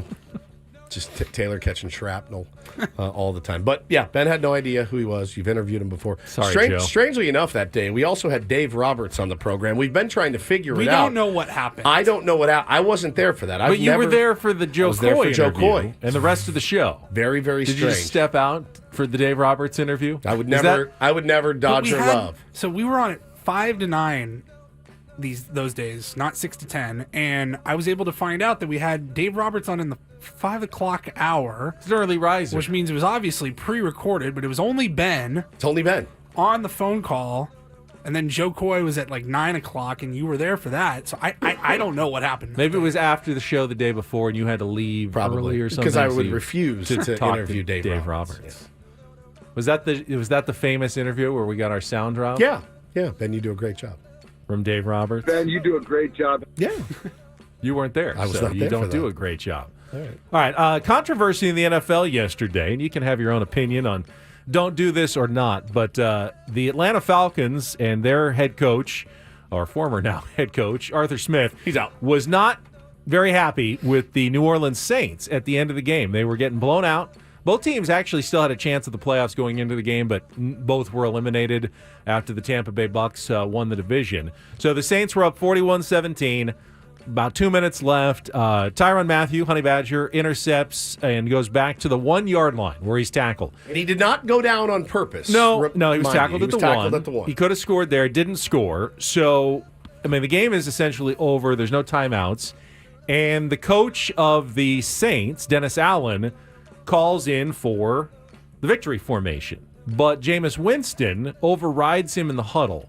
And they end up running a 1 yard touchdown run to Jamal Williams make it 48-17 instead of 41-17. They wanted to get him a score. Yes. They wanted to get him a touchdown. And after the game, Arthur Smith was very angry He was in livid. the coach's handshake. Like, hey, that's not cool. Are you effing kidding running me? up the score on us? But I lot of people, I saw the take, hey, you don't like it, stop them. Sure. You know, this is the NFL. This is not college football. This is not high school football. There's no such thing as a mercy rule or running up the score. You're playing football, so stop them if you don't like it. My only complaint was they were in the victory formation, Agreed. and then they ran a play, Agreed. which is a signal to the other team, we're giving up, so you give up so nobody gets hurt. We'll take a knee. And to surprise them in a situation like that where you're already up by 24 points is not great. A great look. And I could see why Arthur Smith was a little mad about it because of the victory formation. I agree. Yeah. Part of that. Normally, I would be in the camp of you don't like it, stop them. But that victory formation means we're done. Yeah, I do agree with that. Now, if the game's tied with 10 seconds left, and you go into the victory formation at the 1, you're probably looking for a surprise here because why wouldn't they score? You're going to be ready. But when you're down 21, you're just going to wait and all right, game's over. Let's not get hurt. Season's over. We're done. You score on us. That's showing us up a little bit. Agreed. I agree. The formation really was the problem in all of it. I did like what Jameis Winston. I liked this exchange that Jameis Winston had with a reporter after the game for our do this moment. DD mega doo-doo. Do you think we regret that? Well, you do have to play these guys twice a year. That's all I'm saying. We already played them twice. I know, but I'm talking about next year. Somebody's got to play these guys twice a year. That's all. How do you feel about it? Tell me how you feel about it. He's smiling, by the way, ear to ear. Why don't you feel good about it? Because you got to play these guys twice a year. But what about it makes you not feel good about it? The head coach tells you to kneel it up. You're asking my opinion? Yes. I think you should have kneeled it up. Okay. Well, I'm just telling you as respectfully as I can. You answer my question as respectfully as you could, and I'm telling you as respectfully as I can. It's hard to hear, but he's basically just saying, like, they're very respectful. They keep saying the word respectful. Yes, I respect you. I'm you telling respect me. you as respectfully as I can that I respectfully disagree. Jameis doesn't seem worried that He is grinning, literally grinning. the Falcons from are ear going to to take ear. it out on them next year No. somehow. I guess what? The Falcons are going to try to beat the Saints no matter what. So I don't think it's that big of a deal when it comes to, oh, you disrespected us. Now we're going to try hard. Yeah. Next, you're going to try hard every game. It's the NFL. So I don't buy it. I just thought it was an unsafe play to line up in the victory formation and then run a play into the line. Agreed. And that's don't and do this for a Monday. That was Don't Do This with Ben and Woods on 97.3 The Fan. Oh, and a busy Monday it is. We haven't even talked about the fact that there's a college football playoff championship game tonight. The college football. The only playoff one. game. Maybe a difference of opinion as to what we're going to see tonight. We'll take some time for our thoughts on the matchup between Washington and Michigan when we come back with Ben and Woods on San Diego's #1 sports station, 97.3 The Fan.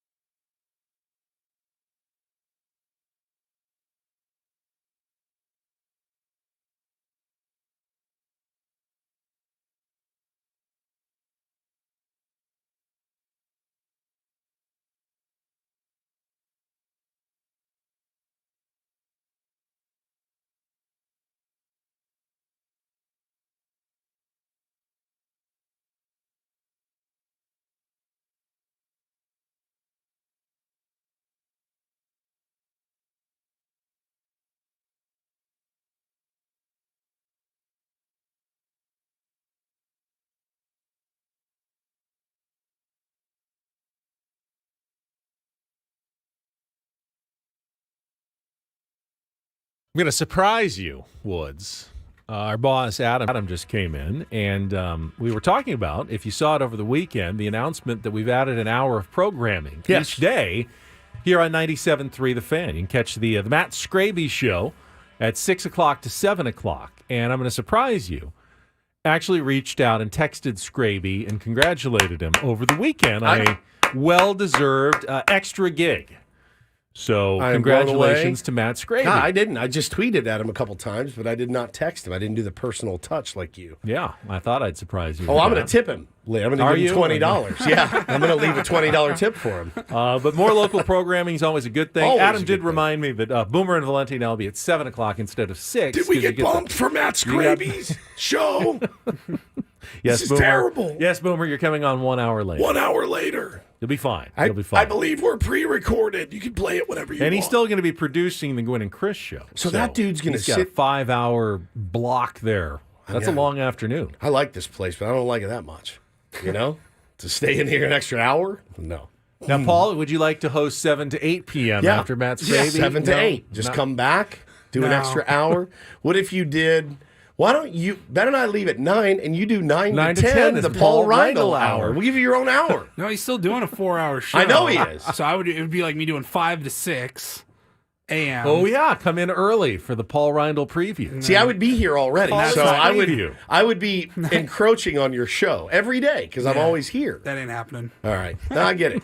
I wouldn't want to do it either. But kudos to Scraby for doing that. He works really hard. Proud of him. I'm really proud of you, too, Ben, that you texted him. Very Don't know why I decided to just reach out. I just like a try to be spur a of the good moment thing. Yeah, exactly. Try to be a good teammate. Wanted to congratulate him on the good news. I didn't know. I didn't get an email or anything. I saw a tweet from 97.3 The Fan that was happening. Did you text? Wow. Did you text Paulie your condolences over the weekend? I did not. I checked on him like 3 times. That's your producer. I don't think he wants to hear from me, honestly. I'm not good at things like condolences or making people feel better. I know my lane. That's an easy cop-out. That's like saying, I'm not good at paying for expensive meals. I'm just not good at doing it. I'm really bad at buying nice, expensive clothes. Guys, I'm terrible. That is true. I'm terrible at paying more than $8 for a haircut. I'm just something I'm not good at doing. It's such a cop-out. You could have dropped your producer hey, man, thinking about you guys today. I would have liked to see him struggle to come up with the right words. Yeah, that was the thing. That would have made me feel better. At the one time that I was thinking, I did think about Paul at some point, and I thought, what in the middle of your golf round? In the middle of your golf round? I don't know what I'm going to say. I mean, sorry. But you're not sorry. You weren't really sorry. I'm sorry. I am. But do you just write, sorry, Paulie? Is that it? It just doesn't feel right. I think I just wrote, what did you write? Thinking about you guys today. Like a greeting card. Prayer emoji hands. Right? Yeah. And that works? That was good? Did that help you, Paul? No, yeah, it totally helped. Yeah. Oh, I texted both of them. Paul and made his a wife, difference. Megan. They lost their puppy over the weekend. Not puppy. He's 20 years old. He was like 20. The oldest. Actually, he's the oldest dog in history. Actually, passed away over the weekend. the dude was at Katrina. Do we get that news story? The new oldest dog in the world is now like we do. Yeah, when the oldest human being He's dies. now gone, so somebody slides into his spot. Yeah. Guy in Nepal who was 107 just died, and now the new oldest is 106. Is 106. Oh, that little guy. That little guy, Jackson, Paulie's pup. They did have to put him down over the weekend, and does that make you feel good to know that Gwynn and Chris's producer got a text and his own producer did not get one? I'm better with good news than bad news. That's fair. Okay. Yeah, all right. that's true. Good. That's good. Good news easy. Hey, easy. Bad news is hard. You do know your lane. That is for sure. All right. Let's check traffic. When we come back, we get a college football playoff championship game to discuss and some differing opinions here in the studio next year on 97.3 The Fan. From the 97.3 The Fan Traffic Center, here's Kelly Danick. Traffic is sponsored by California Coast Credit Union. Got a few things to let you know about. One of them is southbound 5 near Las Flores. Looks like emergency crews are running a brake to clear some tire tread out of the HOV lane, so just watch out for a little activity there. Stalled vehicle on the transition ramp northbound 125 at the East 8 connector. Also keep in mind, westbound 8 at El Cajon Boulevard. A lot of lane closures, all due to some road work, so give yourself extra time. We're seeing a lot of backup behind all that, so Be prepared for even some traffic diversions as they work on that project. Will hopefully be wrapped up by tomorrow morning. With MasterCard local CalCoast Credit Union members can earn 5% cash back on purchases made with CalCoast MasterCard credit and debit cards every time they shop at participating businesses. Learn more at calcoastcu.org/shop-local. I'm Kelly Danick with Ben & Woods, San Diego's #1 sports station, 97.3 The Fan. A lot of beautiful tributes are pouring in to our producer, Paulie, from, complete strangers for the most part. Karen says, I'm so sorry, Paulie. It's so hard. Sounds like you gave him a nice long life. Jocelyn says, so sorry, Paulie. See, it's really not that hard, bet. Should I have brought over a casserole or a lasagna or something? I know people do that when they usually lose it's someone. humans. Yeah, but, humans. So they don't have to worry about meals. Yeah. Meal Actually, prep. had our friend Doug from Rancho Coastal Humane Society, which, shockingly enough, is the Humane Society that Megan got Jackson from 15, 16 years ago. Yeah. He now works there. He didn't work there when she got him, but he now works for Rancho Coastal, and he saw what had happened over the weekend, and he sent us a DoorDash gift card on Saturday morning. He said, the last thing I want you guys to worry about tonight is dinner. It's on us. And I should have done that. You talk about full circle, though. Like, that's the Humane Society that he works at now. Yeah. And 15 years ago, that's the Humane Society that Megan got Jackie from. It was really weird, and it was very much appreciated. And thank you, Doug, if you're listening. Doug, that's a very thoughtful, kind thing to do. Now I feel like an a-hole for just sending a text, so sorry about that. I don't know, Ben, that you could say that there are really differing opinions in the studio about the result. Well, I heard you both talking about maybe putting some money on Washington tonight. Well, listen, putting money on a team and having an idea of who's probably going to win is completely different. I know who I want to win. I'm the world's biggest Washington Huskies fan, bigger than anyone tonight. I loathe the University of Michigan, loathe them. I never want to see them win a national title, especially after all the garbage that has happened this year. So I'll be rooting hard for the Huskies, and I did take them. I took them in the points, and then I took the money line because the odds were really good. Do I think they're going to win? No, I don't. I think Michigan is going to use this fake, what's the word I'm looking for here? Self-inflicted self-inflicted drama to rise above the mess that they've created. And it's us, just like the Astros did, and now Michigan's going to do the same thing, and I think they're going to win. I think at this point, it's that is a mood issue. If you're not up for the championship game, I don't think you get a little extra motivation. You always say that, though, but it always the bulletin board material is actually things, and they wrote their own bulletin board material, which is the most priceless part of the whole thing. There's nothing stopping Washington from, hey, we are the hugely disrespected Pac-12. No one thinks anything of us. You can create your own bulletin board material if you want. I just think the game is coming down to Washington has the superior offense and the better quarterback in Michael Penix. Michigan has by far the superior defense. They're so dirty. When it comes down to a championship game, I'm going to side with the team that has the better defense most of the time, because most teams, when you get to the championship, they play a little bit tight already. Big lights, giant stadium. It's a little harder to be precise on offense. You get a little more amped up. I think the defenses tend to have a little bit of an advantage in situations like that. And Michigan, Washington's defense is mediocre at best, and Michigan has a terrific defense. Now, I think Washington's offense is better, but I don't think it's better enough to be the difference in this game. So I think Michigan is going to win. I agree with you. I'm tired of Jim Harbaugh, tired of the Michigan story. I'm not a Michigan, hater like you are because of the Notre Dame stuff, but I'd rather see Washington win this game. I will be cheering for Washington, but I expect Michigan will get it done. And I mean, it won't be a blowout because it'll be fairly low scoring, but I think it's like a 24-13 type game, something like that, in Michigan's favor. Right now, the over-under is 56 points, and Washington, I just actually updated it. They're now up to 5.5. I like the under 56. I do. I don't think Washington's going to have the 30-point type performance that we've seen typically out of them against the Michigan defense. Different caliber that they'll be facing in this game. Well, and the other interesting storyline to this, obviously, is the rumor that all the rumors that are going around surrounding, a couple of NFL coaches that are out of jobs, and Jim Harbaugh, Ben, potentially replacing one that's already lost his job in Brandon Staley for the Los Angeles Chargers of Los Angeles, Benjamin. I heard he was asked about it again, Harbaugh. And he said happy to talk about it next week. Next week. I just hope I have a future at some point. Right, that bit. I still don't necessarily see the Chargers going that route. I understand why everyone's speculating because he was a Chargers quarterback for a little bit at the end of his career, and he was the USD head coach, so he's got plenty of San Diego and Southern California ties. Well, they're in Los Angeles now. They are. Yeah. I don't think, though, that he doesn't feel like someone that the Spanoses would necessarily entrust with their franchise. But it's also interesting to me. They don't pick controversial head coaches. They pick milquetoast, like no one's ever heard of them type head coaches or coordinators. But it's just not what they've done in the past. And that hasn't worked. Should they? Absolutely. Yeah. But they keep just hiring the same list, different versions of the same coach over and over again. The last time they really went out and hired someone with some pizzazz was Marty Schottenheimer. And it worked for a couple of years, but it eventually fell apart due to personality conflicts.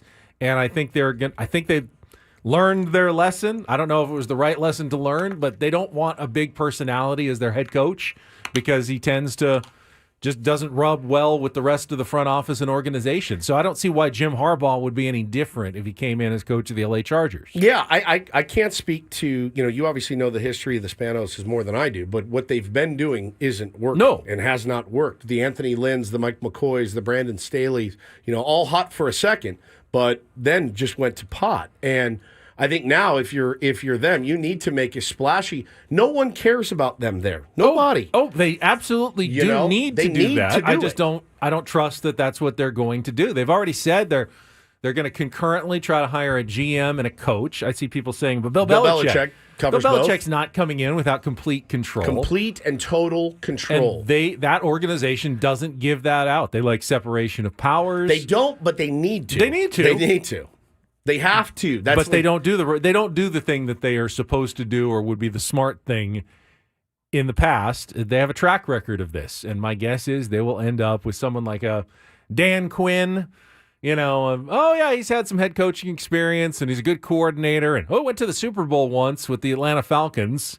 That didn't go very well for him in that game. It did not. But I feel like they'll end up landing on someone like that who will again last anywhere between 2 and 4 seasons before he is unceremoniously dropped for the next blah head coach of the Los Angeles Chargers. Interesting. Maybe I'll be wrong, because you're right. They should do something different. If there's ever been an organization that ever screamed, we should do something different than what we've been doing, it's the LA Chargers, who have done so little right over their entire franchise history, other than, luck into a couple of franchise quarterbacks. Different would be excellent for that organization. It would also be a surprise to me. Sorry. But I like Michigan tonight and Jim Harbaugh winning that game. And honestly, why would he leave Michigan at that point?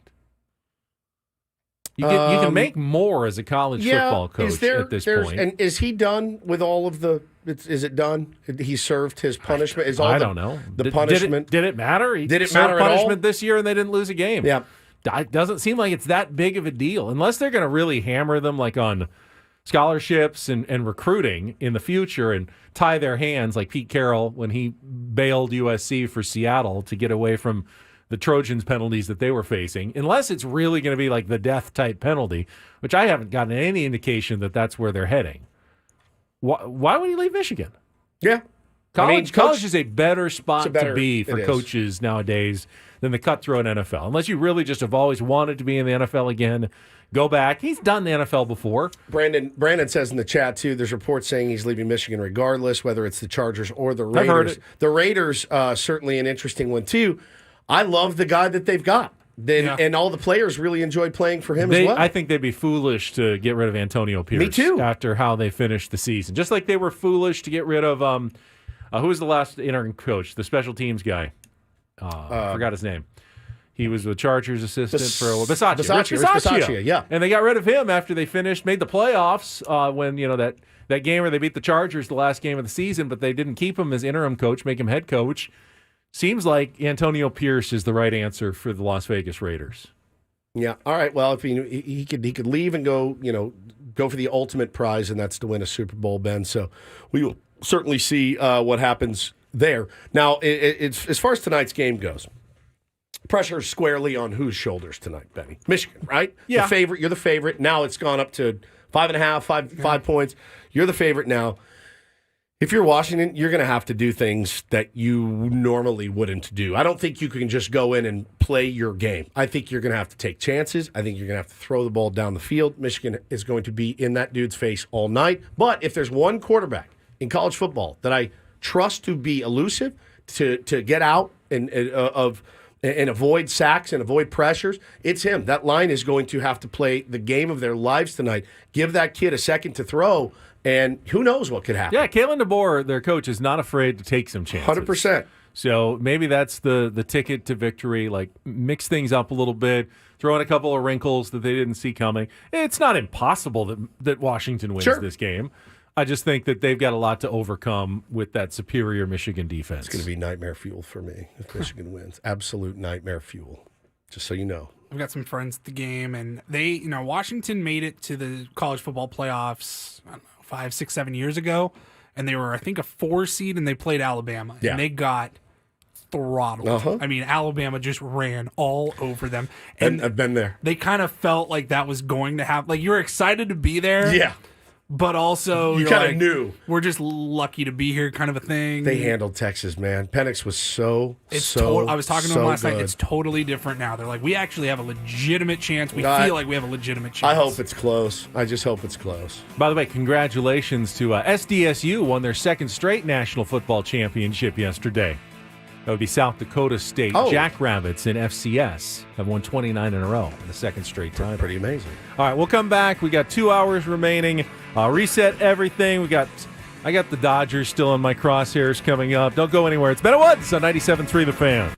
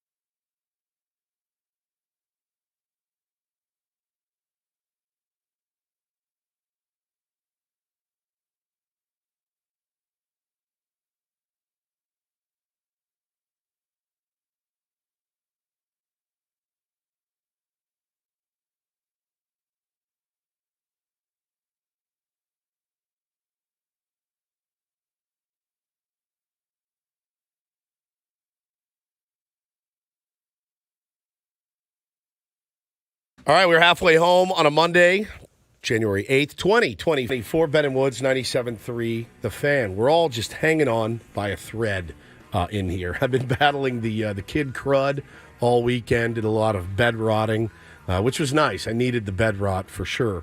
Paulie lost his beloved Jackson, his pup, this weekend, had to put him down after...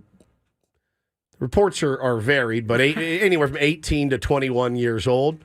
Lived a long, happy life, which is never an easy thing to do, to lose a pet. Ben played a lot of golf, and that was good for him. He learned a new... Stayed healthy. Stayed played healthy. Golf. Learned a new way to chip, and it's really improved his game. So.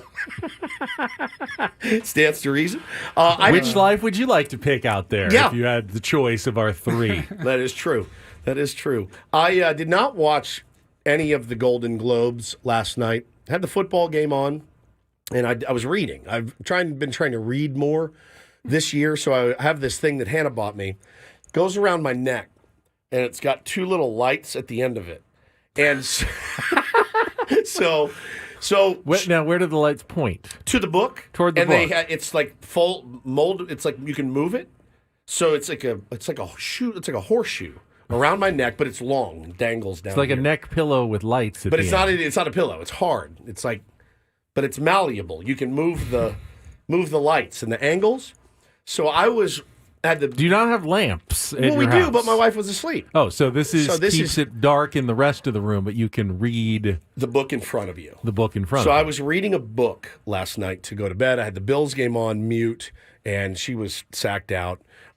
So I was reading, but I would scroll Twitter every now and then to see, who had won some of the awards. And I was happy to see that at least a couple of the shows that I really enjoyed cleaned up in 2024 or for 2023. One of which being The Bear. Yes. Now, I had to laugh because they had them nominated as a musical or comedy. Now, it is not, I didn't laugh a lot during The Bear. It's a drama. I don't really think you can make the argument to me that it's a comedy. It's not funny. There's not a lot. It's anxiety provoking and thought provoking. Season 2, at least, was a lot more dramatic than it was humorous. Season 2, I needed a whiskey sour after every episode. There's every single episode you're like, I need to make myself a cocktail just to calm down from this. Well, I mean, the characters would occasionally do something lighthearted and funny with each other, but that's a portrayal of real life. I mean, The Sopranos, Tony Soprano occasionally would say something funny. It doesn't make the show a comedy. Right. It was very much a drama, and that's a good point, yeah. So, but I think they had to do it. My theory is they had to do it so that Succession wouldn't just win every single category for the drama. And they did. They won a ton as well. Kieran Culkin, who was incredible in Succession, he ended up winning. Sarah Snook won as well. Oppenheimer won a ton. I guess I was surprised. It felt like Succession was over so long ago that it was still nominated at this point. But I guess it ended early in 2023. Yeah. And just one of the best shows I think HBO's ever done. And there's a lot of really, really good shows that they've done. I didn't watch a ton of it. I do need to see Oppenheimer. I know it will take me 6 months to get through it. I did see that Succession just cleaned house. I mean, it really did. And Succession and The Bear, two shows I really, really enjoyed last year. Did you guys catch any of it? Any of the Golden Globes? Yeah. A few minutes after the football. Technically, it was the replay. I think it was on live during the football game, and then they had the West Coast replay on afterwards. I saw a little bit of that. Oppenheimer won a ton, and what's the Emma Stone movie? Was it Poor People? Yeah, Poor Things. Poor Things. I had not heard of that before. I really hadn't either, but... Noted Padre fan, Emma Stone. Padre super fan, Emma Stone. Grabs one of those. Awards. Killers of the Flower Moon. The best performance by an actress was Lily Gladstone. She was incredible. Again, I'm halfway through that one. Need to finish that. But yeah, that was the Golden Globes in a nutshell last night. And I still can't get over your neck light. Yeah, it's great. It's really great. It's not something you'd wear out in public. You'd have no need to. You'd have no need to. Kind of want to see you on it though. Can you take a picture of me and your neck light next time? Yeah, it's really handy. It's really handy. What are you reading right now? I'm reading a book called Katerina. Okay. It's by a guy named James Fry. And I've read it before, but I'm rereading it, and it's really, really good. So you watch TV and read books the same way. You like to sometimes go back and watch the same, read the same over and over again. Yeah, I had just recommended it to a friend of mine, our buddy Mark, and I sent him a copy of it. And he texted me immediately and said, I love this. I'm inspired. And I said, you know what? I'm going to read it again, too. And read about half of it yesterday as I was on bed rot. So wanted to read more. It used to be a huge part of my life.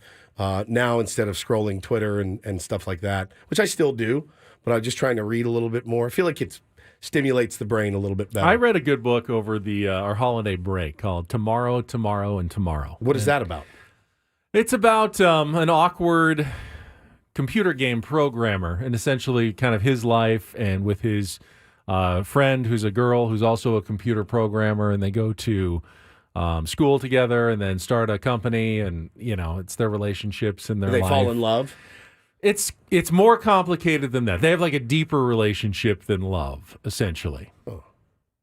What's deeper than love? You got to read the book to find out. Is it very sci-fi-y? It's not sci-fi at all. It's Okay. very realistic. I mean, it involves some talk about computer games.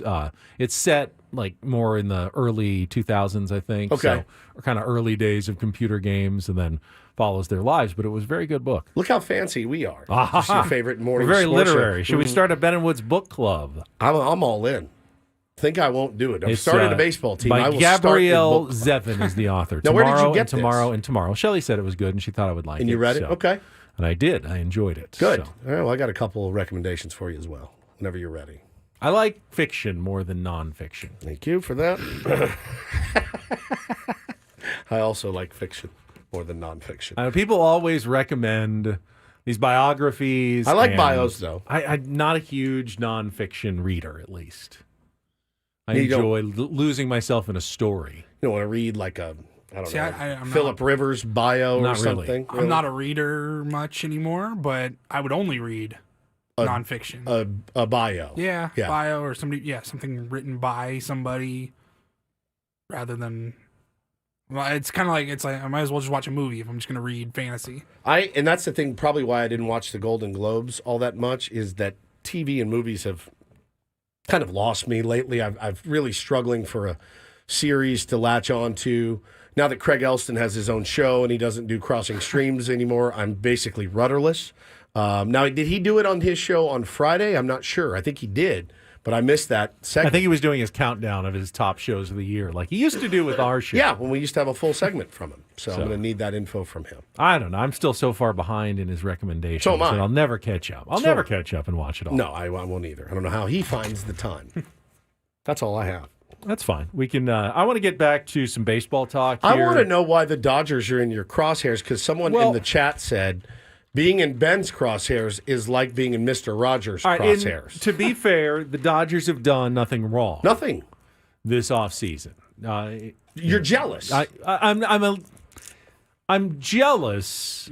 You are green with envy. I don't necessarily think it's good for the sport that the Dodgers have spent as much as every other team combined. I know baseball has resisted the salary cap model. Players have been against it every time a CBA has come up. It's pretty much been the line in the sand that they won't cross. They won't have an official hard salary cap like basketball has, like football has. They'll do luxury taxes, but they want to make sure that teams can spend as much as they want to spend. If you have a Steve Cohen out there or you have a Dodgers out there, they want that. They think that it drives up salaries, and they may be absolutely correct. But for the long-term health of the game, and I know the Dodgers haven't guaranteed themselves a World Series title by spending all this money. They've actually set themselves up for a massive failure. It does feel as though the sport is on the wrong track, though, when you can have one team spend $1.2 billion in the offseason and the other 29 teams combined cannot spending $1.2 billion in the offseason. It wouldn't work. Imagine if that happened in football and you had one team, the Niners. The Niners spent, all of the money in free agency and the rest of the teams basically could only spend a little bit in free agency. Don't think that would make the sport better. I think it would really make it worse. And I'm worried that even though the Dodgers are exploiting the rules, they're driving through their loopholes. They're not doing anything illegal against the baseball rules or the CBA rules. I don't know that it's good for the sport what they're doing. They're certainly putting a huge target on their back. Every single team, not just the Padres, but every single team out there is going to probably want to see the Dodgers fail. More so than they normally want to see other teams fail. Like the Dodgers will be the team that every owner, just like they were cheering against the Padres when they spent, it'll be like that for the Dodgers. So why haven't I heard the vocal majority, and that would be national writers and owners, coming out criticizing what the Dodgers are doing and have done? Because I have not heard that. I haven't either, but I bet it's coming. At some point, you're going to start hearing some whispers that enough is enough. All right, you made your plan. You signed Shohei Ohtani. You signed Yamamoto. But now that they keep adding, Teoscar Hernandez being the latest addition, and they're getting guys on one-year deals, they're getting guys to defer money, I feel like at least quietly there's going to be a move to – they're going to want to make the Dodgers suffer for this, next decade. When these bills come due and they're paying this, I don't think that they're going to get helped out in a new CBA agreement by the other owners. Well, because to let them off the hook for everything that they're going to be owing from 2030 to 2040. In fact, it's been the opposite. And I wish I had known this, my friends. We had Chris Rose on the show last week, and my buddy texted me. He goes, after the fact, he goes, why didn't you pound him on his Dodgers takes? And I go, what were his Dodgers takes? I missed it. And Chris Rose, our beloved, is in the camp of this is good for baseball, which I can't. Let me take the Padre fan hat off. Let me take the Dodger hater hat off.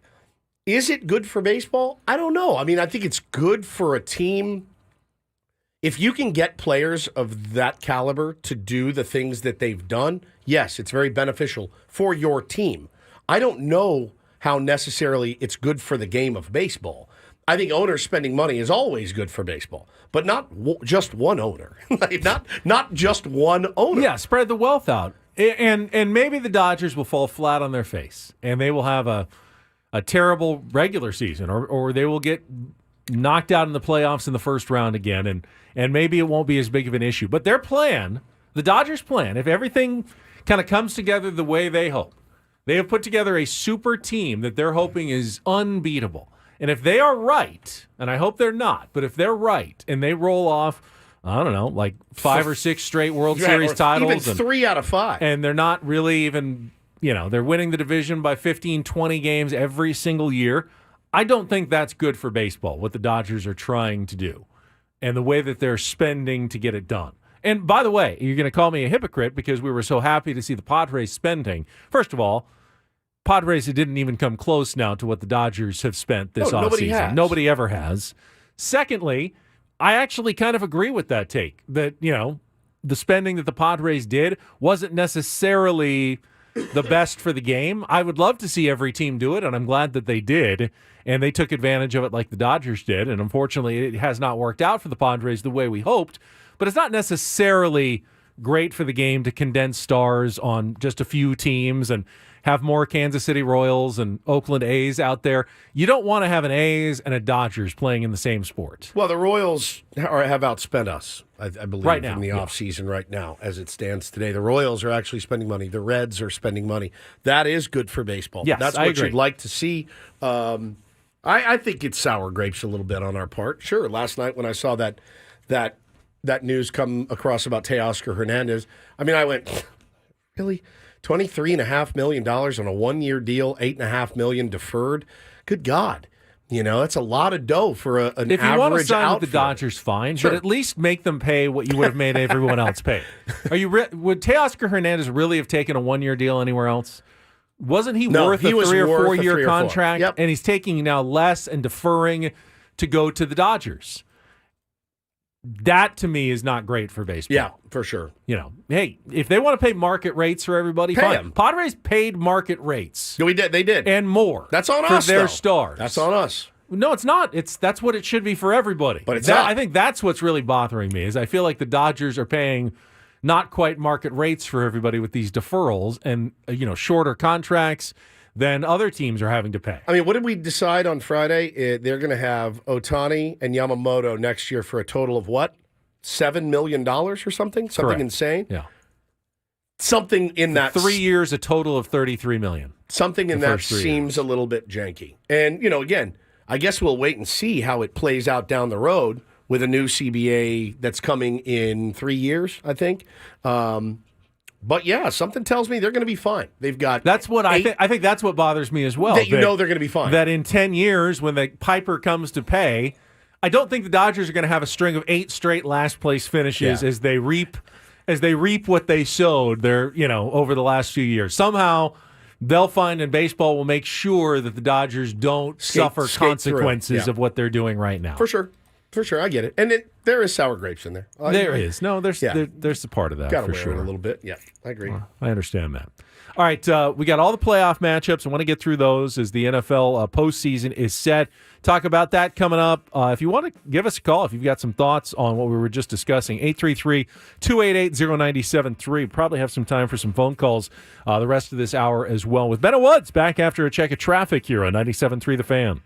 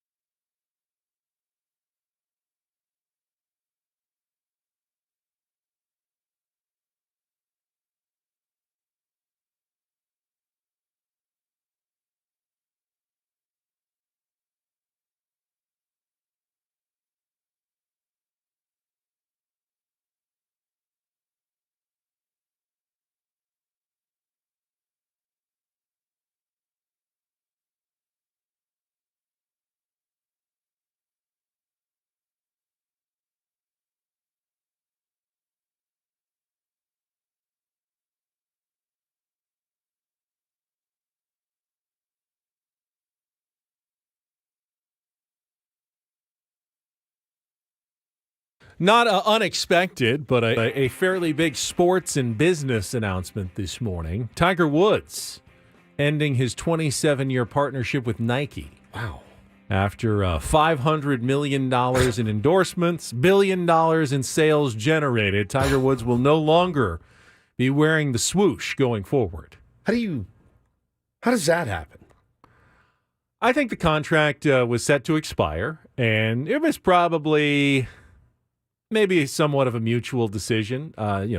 Tiger in a different phase of his life and probably moving forward, maybe with his own ventures, and then Nike has spent a lot of money. I never loved the Nike golf stuff myself personally, but it was so iconic. I mean, Tiger's chip in the Masters where the ball, stops, hangs on the edge there on 16 on the chip and stops right on the Nike swoosh logo for a second and then falls in. One of the most iconic brand moments in sports history right there. And I think they did get their money's worth out of Tiger. They were not a player in golf when pretty much they signed him 27 years ago as a young player. He was 21 years old. And they became a major player in the golf industry. But that partnership comes to an end officially today as Tiger announces that he is leaving Nike Golf. And back then, he actually played their not great clubs. Well, that was the controversy. Mickelson said he's playing with inferior equipment, which was probably true. Mickelson, of course, was a Callaway guy, and Callaway's top stuff in the game. Nike was always trying to play catch up to the big boys. A lot of the San Diego-based companies, Callaway, TaylorMade, Cobra. I don't think Nike ever had the respect that the other companies got, at least among professional golfers. So there was that thought that Tiger was playing inferior equipment, which is also a giant self-own by Phil to say, even he's beating my ass even with inferior equipment, Tiger Woods is still crushing the competition. Yeah, what would Tiger's career have looked like? Had he played, just started with Callaway. Yeah, exactly.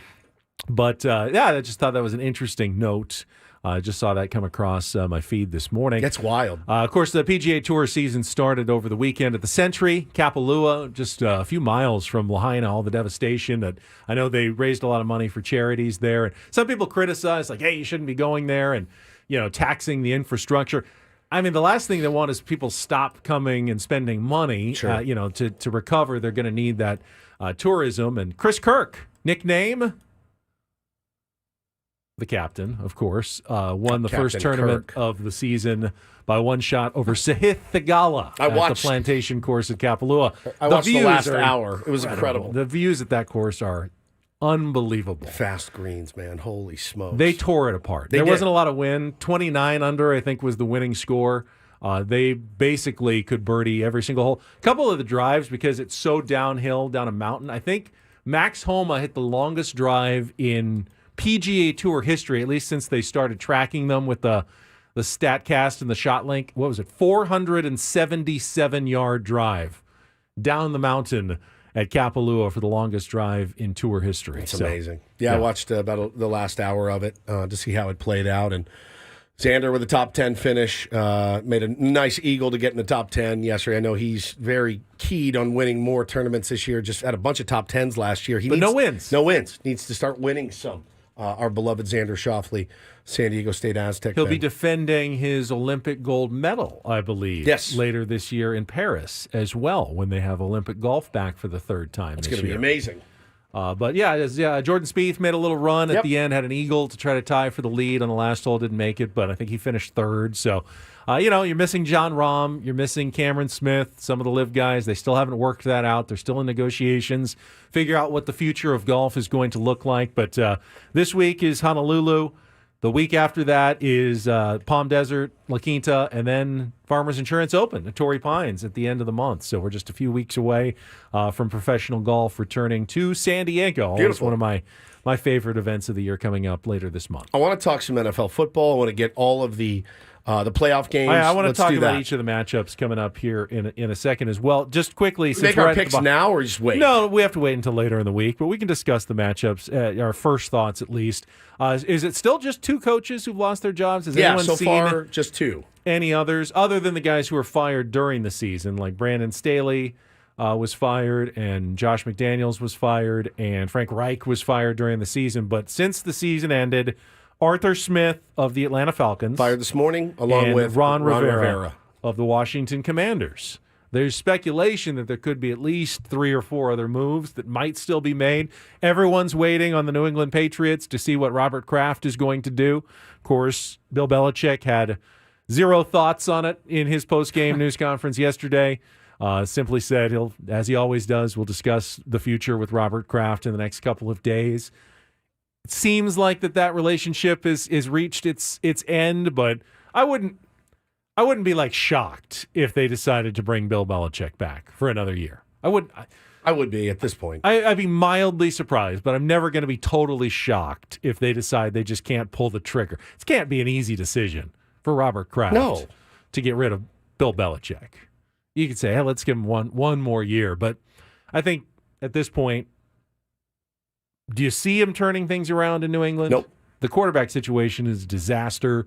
Feels like a fresh start is good for everybody going forward. He may just retire.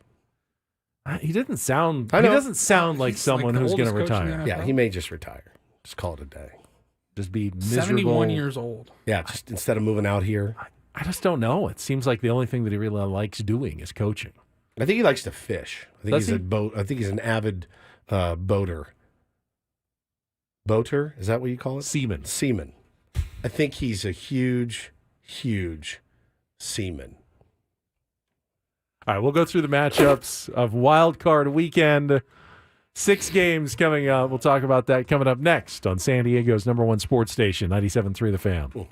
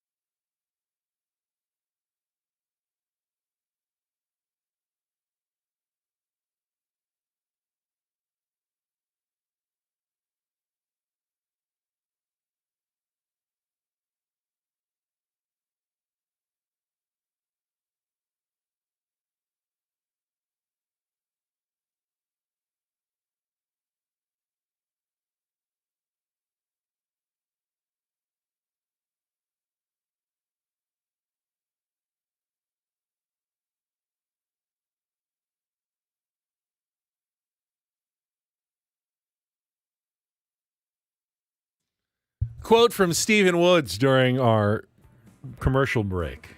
Can't believe there's an NFL playoff game on Peacock this weekend. Yeah, exclusively. Just on Peacock. Not on television at all. And that is true.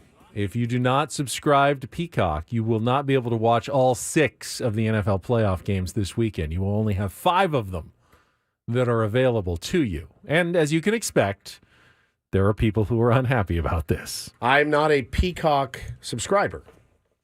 I was at one point when the Padres played a game or 2 on Peacock, but then I canceled the subscription. So yeah, I was when the Irish played a game on Peacock, and now I'm going. I guess are you a Peacock subscriber, Paulie? I think I am, and I think we'll be at an Airbnb. Yes, this in weekend in Arizona. So I think as long as they have a smart TV and we can download the Peacock app, I big should be able to log in. It's the second game on Saturday, the evening game between the Dolphins and the Chiefs. Okay, I want to watch Peacock that. exclusive. What I don't want is me and Paulie to be in an Airbnb together, sucking down Taco Bell and Baja Blast. Paulie's on his couch, and then I'm on the other couch on my phone watching it together, but on one phone or on 2 phones. I know that the popular take is the NFL is doing a great disservice to their fans by putting the game on Peacock. I think part of me realizes, though, that this is simply the future of broadcast and sports. There are going to be more game streaming. We've had to get used to it with baseball.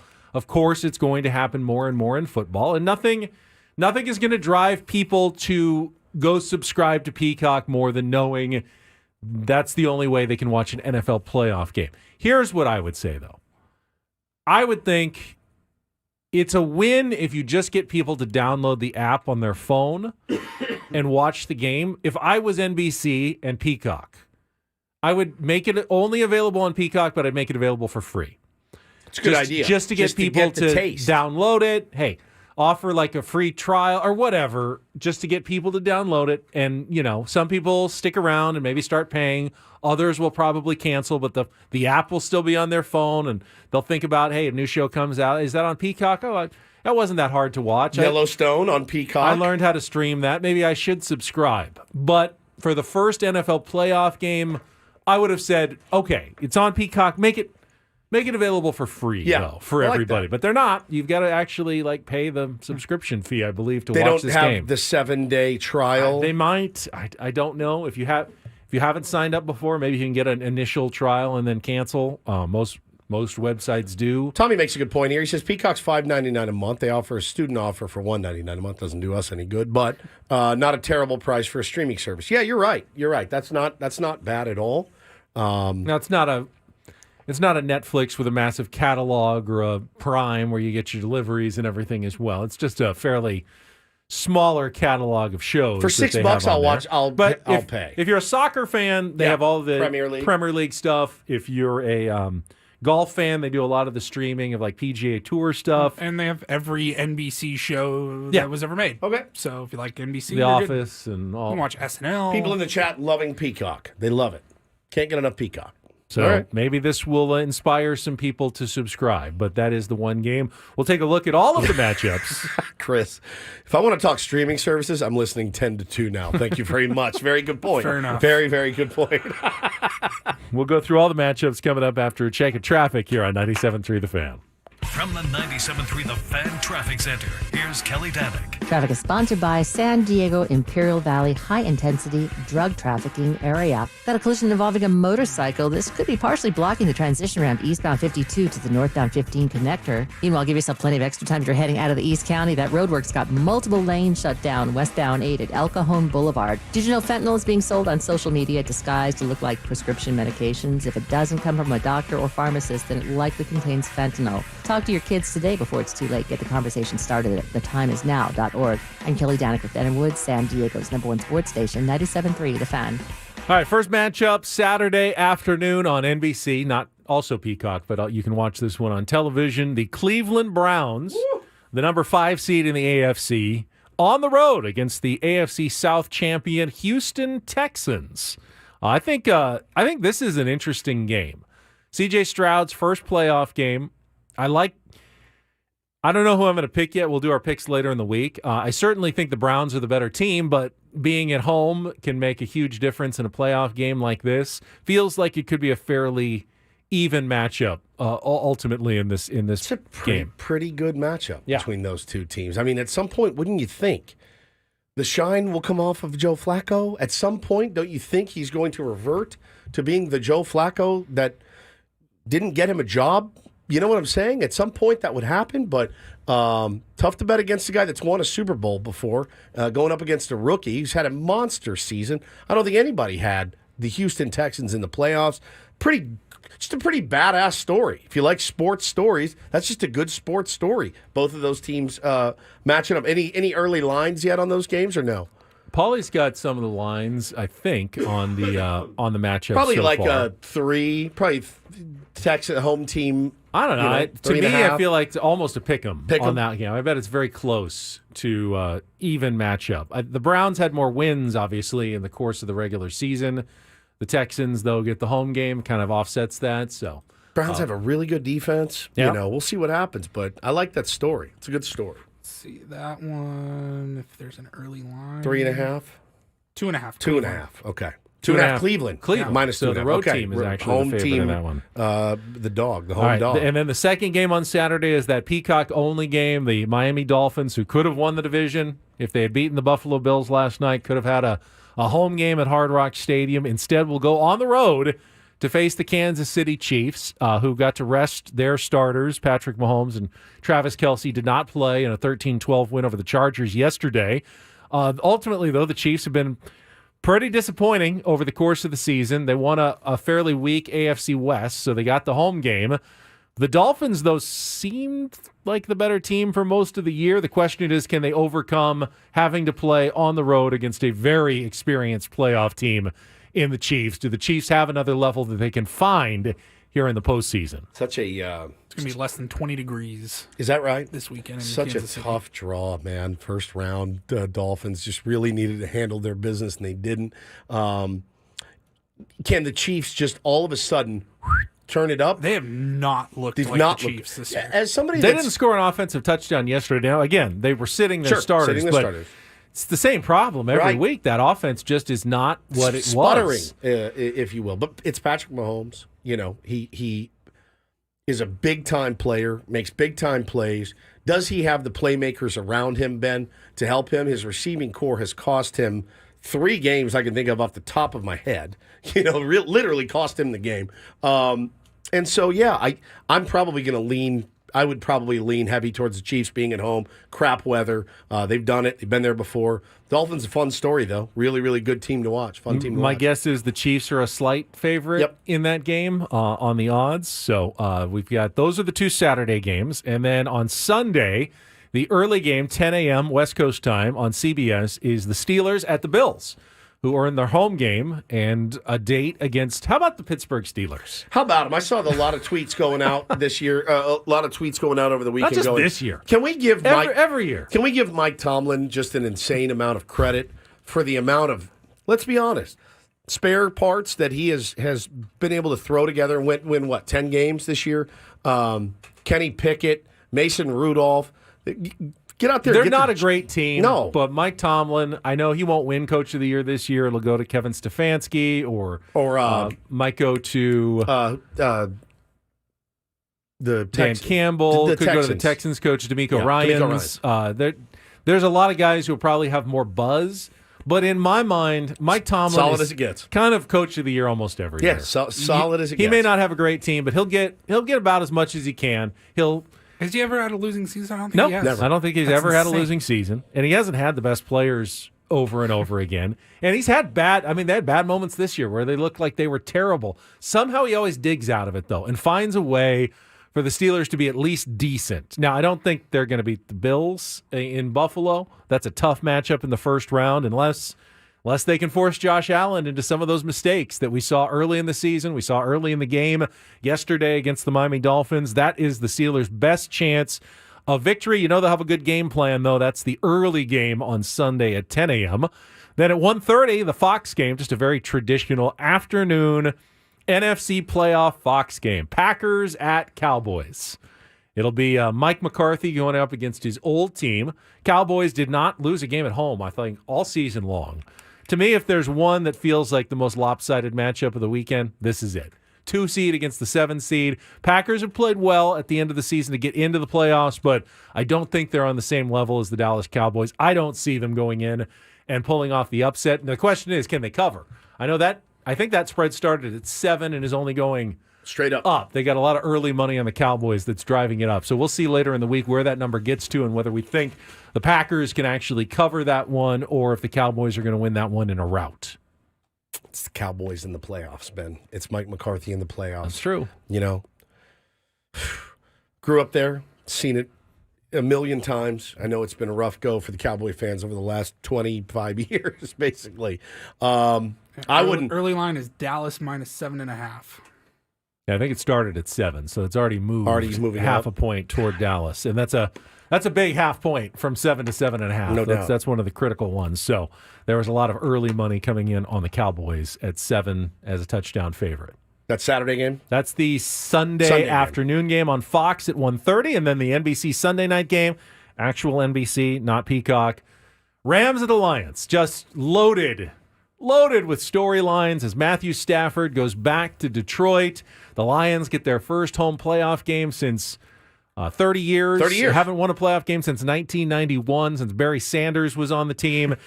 Jared Goff going up against his old club, Aaron Donald. There are just tons of storylines for Rams and Lions for that Sunday night game on NBC from Ford Field. That's the one that I'm going to stay away from, I think. What's the early line there, Paulie? Detroit -3.5. 3.5 now. Sean McVay has won a Super Bowl. He's had success in the postseason. This is an almost entirely different Rams team than that one. I wouldn't say that the Rams are they're not like the scary firing on all cylinders necessarily, but they have won a lot of games down the stretch. They look pretty good. Yeah. They're certainly the epitome of playing well at the right time. Yeah. You know, they started slow. They definitely played much better in the second half of the season. They've got some momentum. I saw a funny tweet yesterday. A guy said, hey, just a reminder to all the NFL pundits out there and the talking heads, not every team can be the team that you don't want to play this week. This would be that for me. If Rams. I'm Dan Campbell, this is the definition of the team you don't want to play right now. I think that the last couple of years, Dan Campbell and the Lions were playing with a bit of house money. To me, this is not a successful season for the Lions unless they at least win this game. Got to win this game. Yeah. Got to win this game. Don't think that anyone views this as a successful season if the Lions go one and done, I can't even wait after for a this division title. There's a lot of pressure on the Lions in this game. Because you know Dan Campbell is going to be like the guy that's 14 captain and cokes in at the craps table. You know he is. And I don't know if that's going to be the best strategy. I don't either. You've got the better team. Yes. Maybe going for it every single time is not your optimal strategy in this game. Give me the dice. Give me the dice. Give me the dice. Give me the dice. Give me the dice. You know he is. Now, if you're playing the 49ers for the NFC course. title, go do some crazy things. Do go whatever for you it. got to do. But this game, you got to run the football. You've got good running backs, good line. Run the football. Trust your defense a little bit. Trust your defense. Don't do anything to lose this game, Dan Campbell. Well, and think about this, the appetite for playoff football in Detroit. You just said it's been 30 years since they've hosted a playoff game. And I'm looking at ESPN.com right now, and they have all 6 games on the schedule. And ESPN does a thing where you can click a link, and it's, tickets as low as blank to get in the door. Sure. It's through Vivid Seats, I believe, is their partner. It's the most expensive game, Detroit hosting the Rams. The second most expensive ticket, the cheapest ticket to get in the door, is Buffalo hosting Pittsburgh. Tickets as low as $205. Okay. Right now, for the Lions game, just to get in the door, tickets as low as $404. Damn, just to get in the door. Maybe it won't matter, but I don't love it for the Lions that they got to wait around all day on Sunday to play that game as the last game of the day. Cheater says I don't think he's doing that in the playoffs. Bro, are you kidding? I think you ride with what got you there. I think, and that's the thing. That's the thing that they always talk about. They were talking about it yesterday in one of the games I was watching. It was, you got to play the game. You cannot. This is what the Dodgers do, right? The Dodgers do this in the postseason. They completely change how they play baseball. Or actually, maybe they don't. Maybe they just continue to roll out the same type of deals that they do in the regular season. You have to kind of go with the mentality of your team has been, we're aggressive, we go for it. You can't get to the playoffs and then go, I need to be conservative. That's when you get screwed, I think. I remember when Marty Schottenheimer did the opposite. Very conservative coach, and then all of a sudden going for it on 4th and 11, for the Chargers. Wasn't that same coach in the playoffs. So I see what you mean when it comes to consistency. At the same time, when you're the favorite and you're at home, you don't want to lose those games. No. You don't want to do dumb things that allows the other team to have an opportunity. So if there was an argument for a more conservative game plan, my guess would be this would be the game for the Detroit Lions. All right, finally, Monday Night Football, the final game of Wild Card Weekend. The Philadelphia Eagles at the Tampa Bay Bucks. Stunner, first of all, that the Eagles did not win the division, have to start the playoffs on the road, even if it's as the 5 seed. Are they even favored in this game, or are the Bucks actually favored in this game? Have the Eagles played so bad that they've gone to the point where they're not even a favorite over a somewhat mediocre division champion, Tampa Bay Bucks? ESPN has the early line. Philly is still favored, minus 2.5. They will have trouble, though. Philly's secondary has been awful the second half of the season, and they'll have to deal with Mike Evans and Chris Godwin. I mean, Tampa Bay and Baker Mayfield are going to have a chance to exploit Philadelphia a little bit. It will not be an easy game for the Eagles. Even if they're favored, even if they do find a way to pull it out, don't see this as being an easy game for the Philadelphia Eagles. They have fallen hard and fast to even get to this point where they've got to go on the road for the first round of the playoffs. I'm excited, man. There's been some really, really, really bad NFL games over the last 5-6 weeks. This is where it gets really good. This is what you live for this season. So I'm excited to do nothing but sit on my ass Saturday and most of Sunday and watch all of these games. Unfettered, by the way. I will be unfettered, completely unfettered. We'll have a lot of NFL talk when we come back on Tuesday of next week because we're off. Now, what do Monday. you have to do before you are allowed to leave? What do you mean? Oh, at home? Yeah, clean up the garage, all the clay. She did most of that. It's already done. If you want, when you and I are just hanging out at the Airbnb watching football all day on Saturday, I can just ask you a million questions. You can just pepper me with questions like my kids do. Yeah. Yeah. It'll be fun. They don't even let me watch football really anymore. So I have to Why are they sneak called them. the Browns? Are they brown? Why Why are they called the orange? Browns? Their helmets Their helmets are orange, but they're called the Browns. Well, their owner was named Brown. His Right. last name was Brown. Right. So why aren't they all brown? What's a Steeler? Yeah, what is this? Right. These are decent questions, actually. But I'll be able to watch NFL football completely unfettered for the first time this year. I cannot wait. And watch me. I'll be in my room asleep. Paulie knows. Are the Bills just like a guy named Bill? What are they called the Bills for? What's a Bill? I wish they asked me questions about football. They asked me questions about everything else. No, I'm excited, though. Do the Cowboys wear cowboy hats, or do they wear helmets like other teams? You know what we're going to be. You know that this is when you get real into putting some wagers down. So it's going to be make or break weekend. What do the Packers pack? It's a good question. Meat. Oh, is it meat? Yeah. I didn't know that. Meat packing. Meat packing. Yeah. The Packers. All right. All right. We've got 1 hour to go. Paulie's got the Reindl Report, including some infrastructure concerns here in San Diego over the weekend. And more next with Bennett Woods on San Diego's #1 sports station, 97.3 The Fan.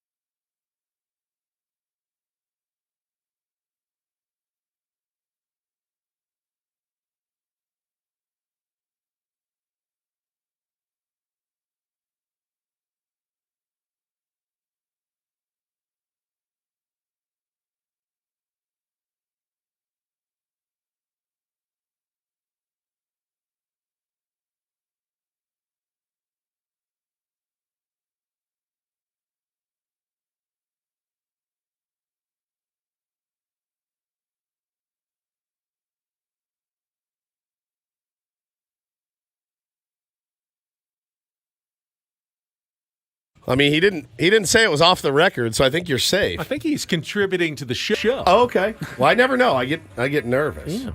Yeah. Beloved Jesse Agler, voice of the Padres, texting in. We were talking about Peacock, the network, the streaming service, last segment. Only way you can watch the Dolphins-Chiefs game on Saturday night. And he said, did you know Peacock is specific to the male bird? The female is peahen. Collectively, they are peafowl. Stands to reason. He did this research because, if I remember correctly, the Diamondbacks had a reliever named Peacock was his last name. So Jesse comes prepared for every broadcast. That's like beyond prepared. He didn't say completely useless facts. Yeah, I mean, but useful in that. Had I heard that, I would have known that. I mean, they're all funny words in and of themselves. Peacock, peahen, peafowl. Yeah. All of them. What's peafowl again? That's collectively peacocks and peahens together are peafowl. Okay. Yeah, I mean, it makes sense. Peacock is the male. Peahen is the woman. My wife doesn't like when I call her a hen. She doesn't like it at all. Do you like it when she calls you a cock?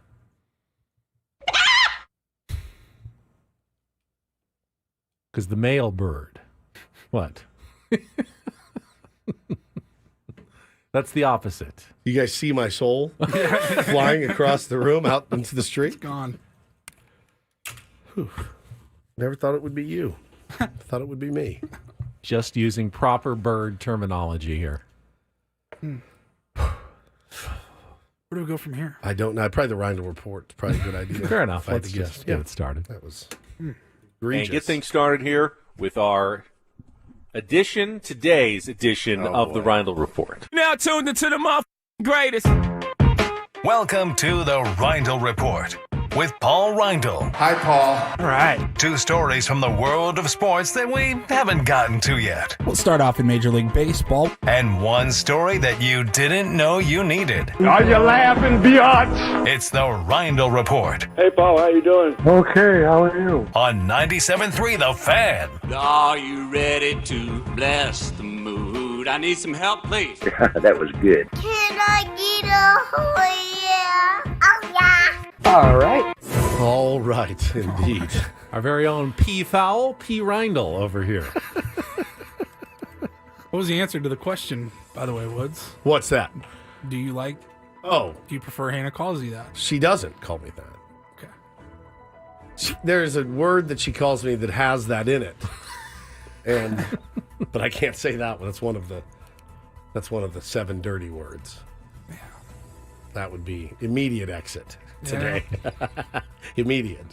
Ben pushed the line a little bit. That would be diving right into the deep end. Yeah, you can't really say that. work that one in. No, be tough. All right. Gentlemen, we will start out locally. We had some, I think you teased it, Ben, infrastructure issues here in San Diego down at Pechanga Arena. It's almost as though you really shouldn't try to keep arenas around for 60 years and think that they're going to survive that long. Maybe it's just me, but maybe we've stretched the use of Pechanga Arena just a little bit too far. Got an email Friday morning from the San Diego Gulls. They said that both Friday night and Saturday night's hockey games for the Gulls were postponed due to a water main break that, quote, significantly affected the event level of the arena. They are going to have to postpone those, reschedule those games. The Sockers also had a game scheduled for yesterday. That was not played either due to the water main break down at Pechanga. I actually, when the Seal schedule came out, I go, well, what the hell's going on? Not one game in January at home? Bro, you know how thankful I am? They lucked out. We really did. I know dates are fairly tight, too. Bro, because it's so hard You've got Gulls, Sockers, Seals, concerts. I mean, it's not like there's going to be a ton of open dates to make up some of these games in the future. So, and I have no idea. I mean, is it back and ready to go, or could this be a problem that lingers on, into another weekend? You had water damage at your house, didn't you? Didn't the terrible. same thing happen? It's the worst. It's a homeowner's nightmare. We had a slab leak. They have a water main break. I think that's even worse, possibly. Was there standing water in there? I and would stuff? think Oh that my was God. why they had to cancel everything. Yeah, I don't know for sure, but I would have to assume that that's the case. That is terrible. Oof. Terrible. All right, gentlemen, in the NBA, Draymond Green is almost back after his indefinite suspension by the league for just the same stuff, throwing his arms around, hitting people. He was suspended indefinitely. That was back on December 12th. Yep. After he hit Yusuf Nurkic from Phoenix. And he had an episode of his podcast, The Draymond Green Show, recently. And he talked about how he was ready to retire. Call it quits. After this. After all of this drama. Now, he was reinstated on Saturday night. He's missed, as of right now, 14 games. Okay. The Warriors are going to ramp him up probably over the course of a week. And they're not playing well. No. They could definitely use him back, but they're going to ramp him up, ease him back into game action. So he'll probably end up missing like 16 games when it's all said and done. But he was, I guess, having an emotional conversation on his podcast, and he says, "I told him, quote, Adam, this is too much for me. This is too much. It's all becoming too much for me, and I'm going to retire." And Adam Silver said, "You're making a very rash decision, and I won't let you do that." Draymond goes on, "We had a really long, great conversation, very helpful to me, very thankful to play in a league with a commissioner like Adam Silver, who's more about helping you than hurting you, helping you than punishing you. He's more about the players." I just thought that was interesting that they had that conversation, and Adam Silver seemed to be the talk voice him of out reason. of it. Yeah, potentially talk him out of retiring. And, you could see how it would. Now, again, it's your own behavior. Right. But maybe the 15th suspension or whatever it is for him in his career, maybe you do get to a point where you're like, maybe I'm just not cut out for this anymore. Maybe I've peaked. Clearly I can't control myself anymore. Now, what he needs to worry about, and we said it at the time, if you're the opponent, it's the first thing you do. You get right in his ear, right in his face. You want him to punch you in the mouth, to be ejected, kick you in the nuts, whatever. All the things that he's done and been accused of doing. That's what he needs to watch out for. They're going to be goading him. Is that something that should be allowed / tolerated in modern sports? What's Obviously, that? Like trying to actually get under someone's skin. Yeah. I know it's 100%. always been part of the game, but when you've got Draymond, a guy who obviously is battling some mental challenges and is struggling, is it okay to to exploit that and feed off that? Are you being a bad person, bad competitor for trying to do that? Not just trying to beat him straight up on the court. No, I don't think so at all. But try to actually get him mentally off of his game. No, I mean it's if you want to use the now obviously guys cross lines all the time out there. I mean they're talking about your wife and your girlfriend, that's the stuff thing, like that. I can see why you would think, as part of if you're going up against Draymond, I can see why you would think getting in his head is going to be could also in your benefit. Could also you know what he's capable of. You don't want to poke the tiger. That's the other thing. You don't want to poke the tiger. I think mental games I like know that. you're rolling your turns eyes, around and gives you an elbow in the face. Was it worth it? Things that tons of things that used to be okay are no longer okay. Will there not be a point when we come in sports going, hey, that's off limits to try to get inside someone's mental space is no longer part of the game, and we want to stop that in the future? I don't think you so, don't ever man. see that stopping. I don't. It's just part of competition. And again, I don't think you go up to him and you talk about his mental health, but I do think you elbow him, and I do think you get in his. How did you enjoy your time off? Nice vacation, leaving your team hanging like that. How'd that go? That's right. That's trying to just get getting in his someone's head. mental health. Absolutely, it's not though. It is. I think it's not. It's not. I'm not calling him names and stuff, but I'm going to try to get in under his skin. I'll do it at fantasy camp, buddy. Well, I know you will. Does that make me an a-hole? That's what I wonder now. It would have been unthinkable to even have this conversation 25 years ago. No doubt. But things have changed. They have. Whether you like it or not, younger generations, they care more about things like mental health than we ever did. I care a ton about mental health. I know you do. But if you're back on the basketball court, I'm assuming you're ready to go and ready to play. And I'm certainly not going to give him any quarter at all if I'm playing against him. And I don't think his opponents will either. No, I think there's a mutual respect that goes on.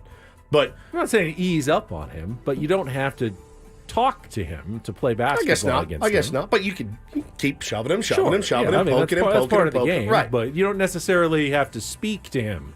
Yeah, you don't have to. You don't have to speak to your opponents at all. That's true. In a competitive sport. I I'm would just say throwing do it so out there. especially with Draymond Green. Do so at your own risk. Yeah, you do so at your own risk. That's exactly right. You never know. All right, and then finally, speaking of mental health, Alabama man goes to Bass Pro Shops over the weekend. My God, this actually happened on Thursday night. I think I saw the video on Saturday of a man that went to a Bass Pro Shops in Alabama where they have a giant fish tank. He then decided to remove not most of his clothes, all of his clothes. He was completely naked. 42-year-old man named George Owens. Now, I'm reading more of the story. Part that wasn't in the video was that he crashed his car into a pole in the parking lot of the Bass Pro Shops, ran in, stripped down, and jumped into the giant fish tank. Don't know how cold the water was, but apparently it was very cold. Talked about that earlier. It was did a cannonball. Did he? Yeah. Is there video of him? All I saw was the audio or the video or picture of him, I should say, hanging on the edge. I saw a cannonball of the glass, and he's there, and he's fully nude, and there's just nothing going on downstairs at all. And then I saw him being led away in cuffs. It says here, police showed up. Before they caught him, he jumped into the water a second time. Then he slipped and fell and knocked himself unconscious. Oh. He was evaluated at a hospital for mental issues and then booked into jail. He was charged with public lewdness, disorderly conduct, resisting arrest, assault on a police officer, criminal mischief, and reckless endangerment. Now, again, if he's not all there right now, it looks like he needs some help. That's a man at his breaking point. Now, again, think about so many people in our country that are at their breaking point and what they choose to do. As opposed to this is literally harmless. It didn't harm anyone. Everybody's got a wiener or a vagina, right? So everybody's got one. Not that big a deal to see one. A little odd running through Bass Pro Shops. I'll give you that. No question. But think if he's really struggling at his breaking point, maybe this dude just needs some help, and that's get him the help that he needs, because clearly you'd have to be to do. I thought originally, I'm like, all right, it's Alabama, probably a bet. Like, I dare you, man. You will not. I'll do it. Hell yeah, I'll do it. I'll run in there. If Bama loses, I'll run in and jump naked into the Bass Pro Shop pond. And he does it. And then it comes out, yeah, he's not quite right. But if you're playing basketball against him, you would use this against him. Yes. Try to get under his skin and get in his head. 100%. No, good. You got your uniform on. That's half the battle, huh? No, I think I just felt bad for him. I made the joke, wienerless man acts a fool. That's all I tweeted about it because I had my suspicions that there was something not right. I'm not a Bass Pro Shop guy. Why is there a tank? Can you go fishing in the Bass Pro Shop? Like, I didn't even see any fish in there. Are there bass in the tank? Is that why they have a big aquarium there? Don't they usually do that? Test your rods and reels by fishing for the bass in our aquarium? I've seen. I've been into one before. It's pretty amazing. If that's your scene. That's like it's Golf Mart for you. Sure. Right? I've been to a Cabela's. I've never been to a Bass Pro Shop. So what do they have? They have rods and reels. Is it all fishing or is it just all outdoors like an REI? Bro, there's boats in there. You walk in Full like, boats. God dang, that's a speedboat on this display. It will blow your mind. It really is a cool place. It'd be like Paulie at the sneaker store in Vegas. Oh, yeah. For you, for me. A record shop, when I go to Amoeba in Hollywood or something, that's how I feel when I walk in the door. If you're an outdoorsman, fisherman type, Benny, that is your mecca. It is your mecca. Everything you could imagine everything you can Lures, imagine. Lures, baits. yes. Lures for days, dude. Have you ever been fishing? I mean, in my life, yes. Recently, no. When was the last time you fished? Probably I was like a kid, went like family on a big camping trip and did some fishing. Did you ever caught a fish? I don't think so, no. Oh, that's tough. He used to love fishing. My cousin or my have you ever nephews, they like touched a fish? fishing. You ever touched a fish? Like a live fish. Like pulled it off the hook and stuff? No, I don't think so. So you've never been gilled, finned? No. Getting finned hurts. What does that mean? They're sharp? They'll cut you. So what I used to do Really? is I used to put it on the ground, put my foot on it, then take the hook out, then throw the fish back. Not the most humane thing, but I didn't like being finned. It hurts. Still catch and release, though. Yeah, catch and release. Yeah. Guy lives to fight another day. Yeah, Never touched a fish. I'm not a fishing guy. No. I mean, Sushi, yeah. All right. Thank you, Paulie. You're welcome. Reindl Report for a Monday. Maybe we can take him fishing when we go to Arizona. There's got to be a I fishing understand hole people there. like Bill Belichick enjoy fishing. Yeah. Getting away Maybe from Don it all. Orsillo will take you on his boat. Ooh. Well, He doesn't like us. I don't. I mean, I guess like if you land a fish, it's like hitting a good golf shot or something. Is that it's what? the best feeling? Is there skill involved? That's Oh, the yeah. part. There is skill involved. I know they have like competitive fishing tournaments, so there must be. Yeah, we talked about one for like the majority of last year. That was our favorite story of last year. The guys were weighing down the fish. Remember that? Yeah, they put And the fish scandal? inside the fish, And they almost beat the crap out of them when they were leaving. Yeah. Like lead Y'all let weights. them leave. Let them leave. But it was so good. How much luck is involved? Like, okay, I mean, I hope a big fish happens to bite my lure. There's a way that You got to hook them. there's a way that you have to like move the lure through the water, know where to throw it, not get it tangled. Sure. Once you get it, you have to set the hook. Yeah, there's But skill also a involved. lot of fishing just involves just sitting there and just waiting. Yeah. Just sitting there. True. You're not doing anything. Correct. It's in the water. It's just sitting there. Yeah. There's not a lot of skill involved at that point. It's just kind of the luck of the fish that comes and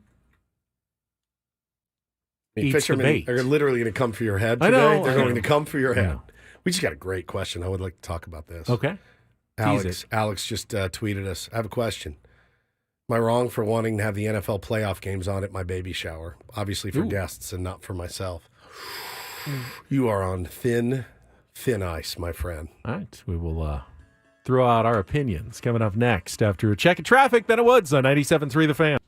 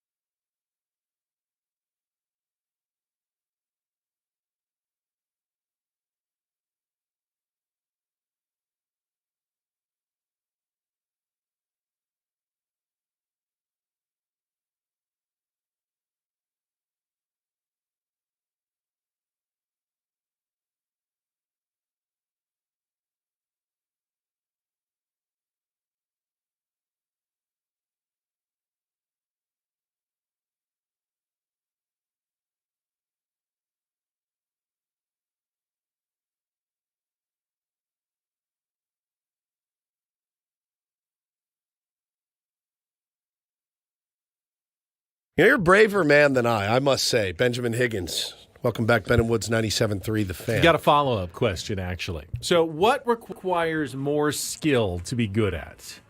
Fishing or poker? Man. I mean, I know there are really good poker players because some of the same guys always at the World Series of Poker. What do you think? It's luck? But The you luckiest guys in the world? can't win without some luck of the cards. You get bad luck, you're going to lose. No matter how good of a poker player you are, you will get knocked out due to bad cards sometimes, and there's nothing you can do about it. You can read the opponents, whatever. There are still some tournaments you just have no chance of winning. It's out of your control. Reed in the chat says, anyone who thinks no skill is needed for fishing has never really been fishing. True. I've never been fishing. And I said, yeah, there's a clear difference in a guy that knows what he's doing and a guy that doesn't. I'm a guy that really doesn't. I'll acknowledge that, the skill of learning how to be a good fisherman, pretty incredible, actually. The people who, can, great casts and everything. But at some point, love to cast. Once you master the skills of fishing, is there really a difference, like between the top fishermen in the world? What separates the number 1 fisherman in the world from the number 10 fisherman in the world? What does he do so much better than the number 10 guy or the number 100 guy in the world? Once you've mastered all the skills of fishing, is it just luck at that point? Correct. Or is there something you can actually do to try to attract like the bigger fish that you're going for? That's my question. Not saying that there aren't skills that go in fishing. Like fly fishing, that's all skill. That's just I couldn't. I was wouldn't never even, able to do that. I don't understand it. I don't understand how it works. But why do they call it fly because fishing? you use a fly. That's the lure. It's like a fly. It looks whip it back and forth, and you're supposed to make it look like it's flying. And it's at the top of it. It's got to hit the water. Yeah. But there are a lot brilliant. of people who are good fly fishermen. Oh yeah. What separates the best from just the the really good ones, like the top, very best in the world? I don't think it's luck though. It's not. No, I don't think it's luck.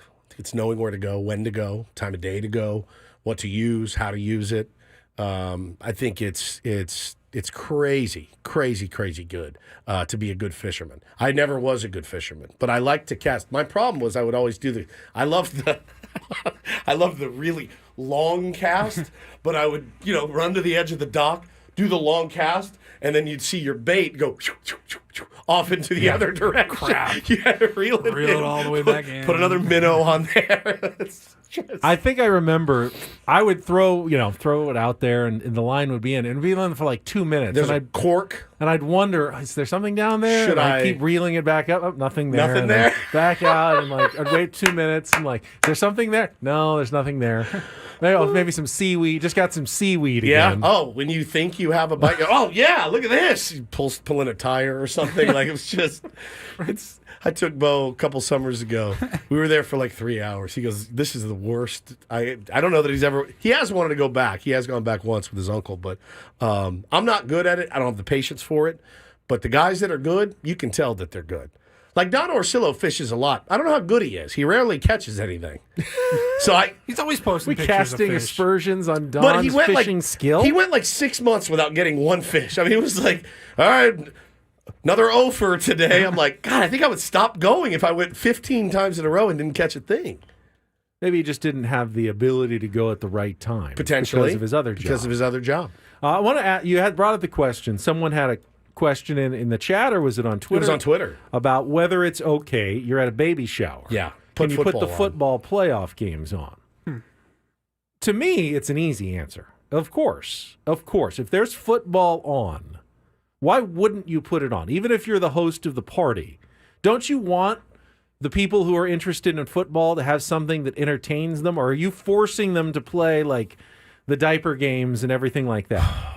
I have a hot take. Even if you're doing those games, there's still other times that need to be filled. And some people are better at parties if they can just kind of plop down and be able to watch a game and not have to engage every second of the party. Not everybody is a perfect conversationalist and party goer. And I like having the TV on when I'm at the party. You also cover sports for 2 different outlets in town. It's kind of a requirement for you to watch the football. Fair enough. You know? I just think you should never deny your party goers their desire. My wife banned me from both. Well, we didn't have a shower for Taylor because it was during COVID, but we had one for Bo, and I was banned from it. Thank God, because I would not. I got to go at the end, bring some flowers. Ha ha ha! This is so great. Thank you guys so much. But I had no desire or interest in being there at all. Now, be a good guest. If they're cutting the cake or something, go participate. You can take a little break from the game. You don't just sit there the entire time as if you were on your own couch and watch the game and not be distracted. But I have no problem with the game being on while you're at the party. You can continue to check in on it, watch it for a few minutes, go chat with other partygoers, come back, check on the game. It seems like that would be a great thing to have on, whether it's a baby shower fantastic. or any other kind of get-together, to have the game on in the background. Yeah, I understand, the need to want, this is where all the attention goes and things like that. I do understand that. That being said, I think you got to throw it on in the garage if people want to go watch, men and women. Women love football too. Go in there and turn it on. Got the games going in there if you guys are interested, and you can eat Almond Joys out of a diaper anytime. The NFL playoffs are but once a year. Is that which is something I've done. thing? Yeah, I've had to do that at a friend's baby shower. Why are we simulating poop here with almonds in it, by the way? Why are we doing this? This is something that we had to do. Drinking beer out of a baby bottle. All kinds of fun little Reminds tricks. me of one of the great scenes of Caddyshack, in the pool scene, when the candy bar gets in the pool. It was Baby Ruth. Yeah. We should talk about Caddyshack next, too. Oh, that's right. A huge loss. Huge We loss. started the show with a shout-out to Paul's family. Yeah. We may have to do another shout-out to her family. Coming up next with Ben Woods, final segment of the show. And then Annie and Elston coming up at 10 o'clock on San Diego's #1 sports station, 97.3 The Fan.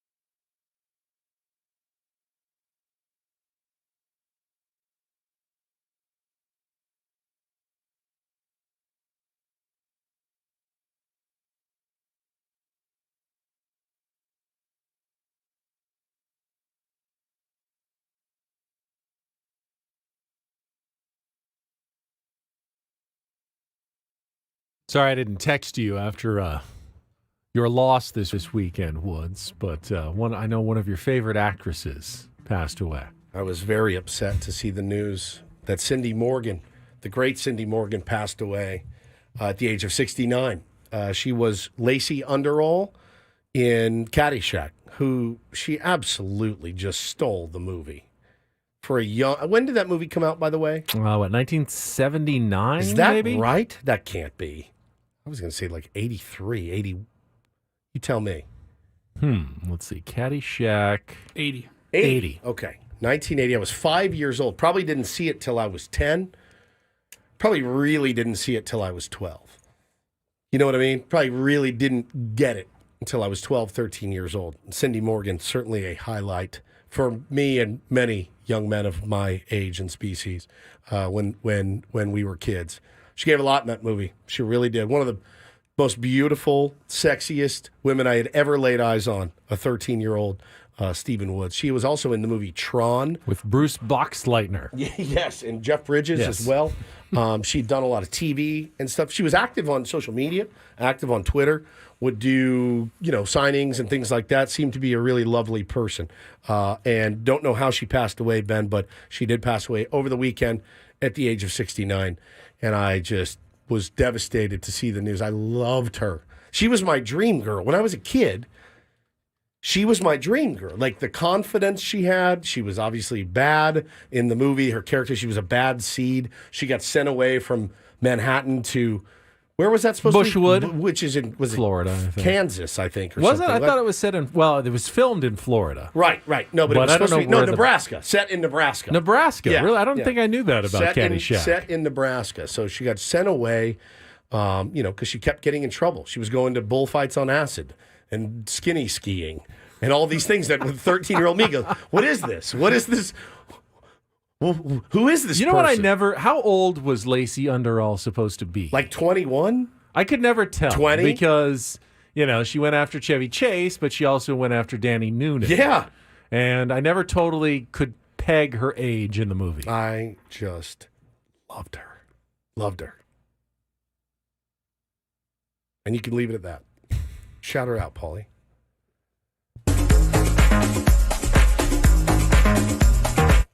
This is BBC News. We're interrupting our schedules for the following announcement. Buckingham Palace has announced the death of Her Majesty. Cindy Morgan. Shout out to her family. Shout out to her family. All right, let's check traffic. We got a few more minutes left, and then Annie and Elston taking over at 10 o'clock here on 97.3 The Fan.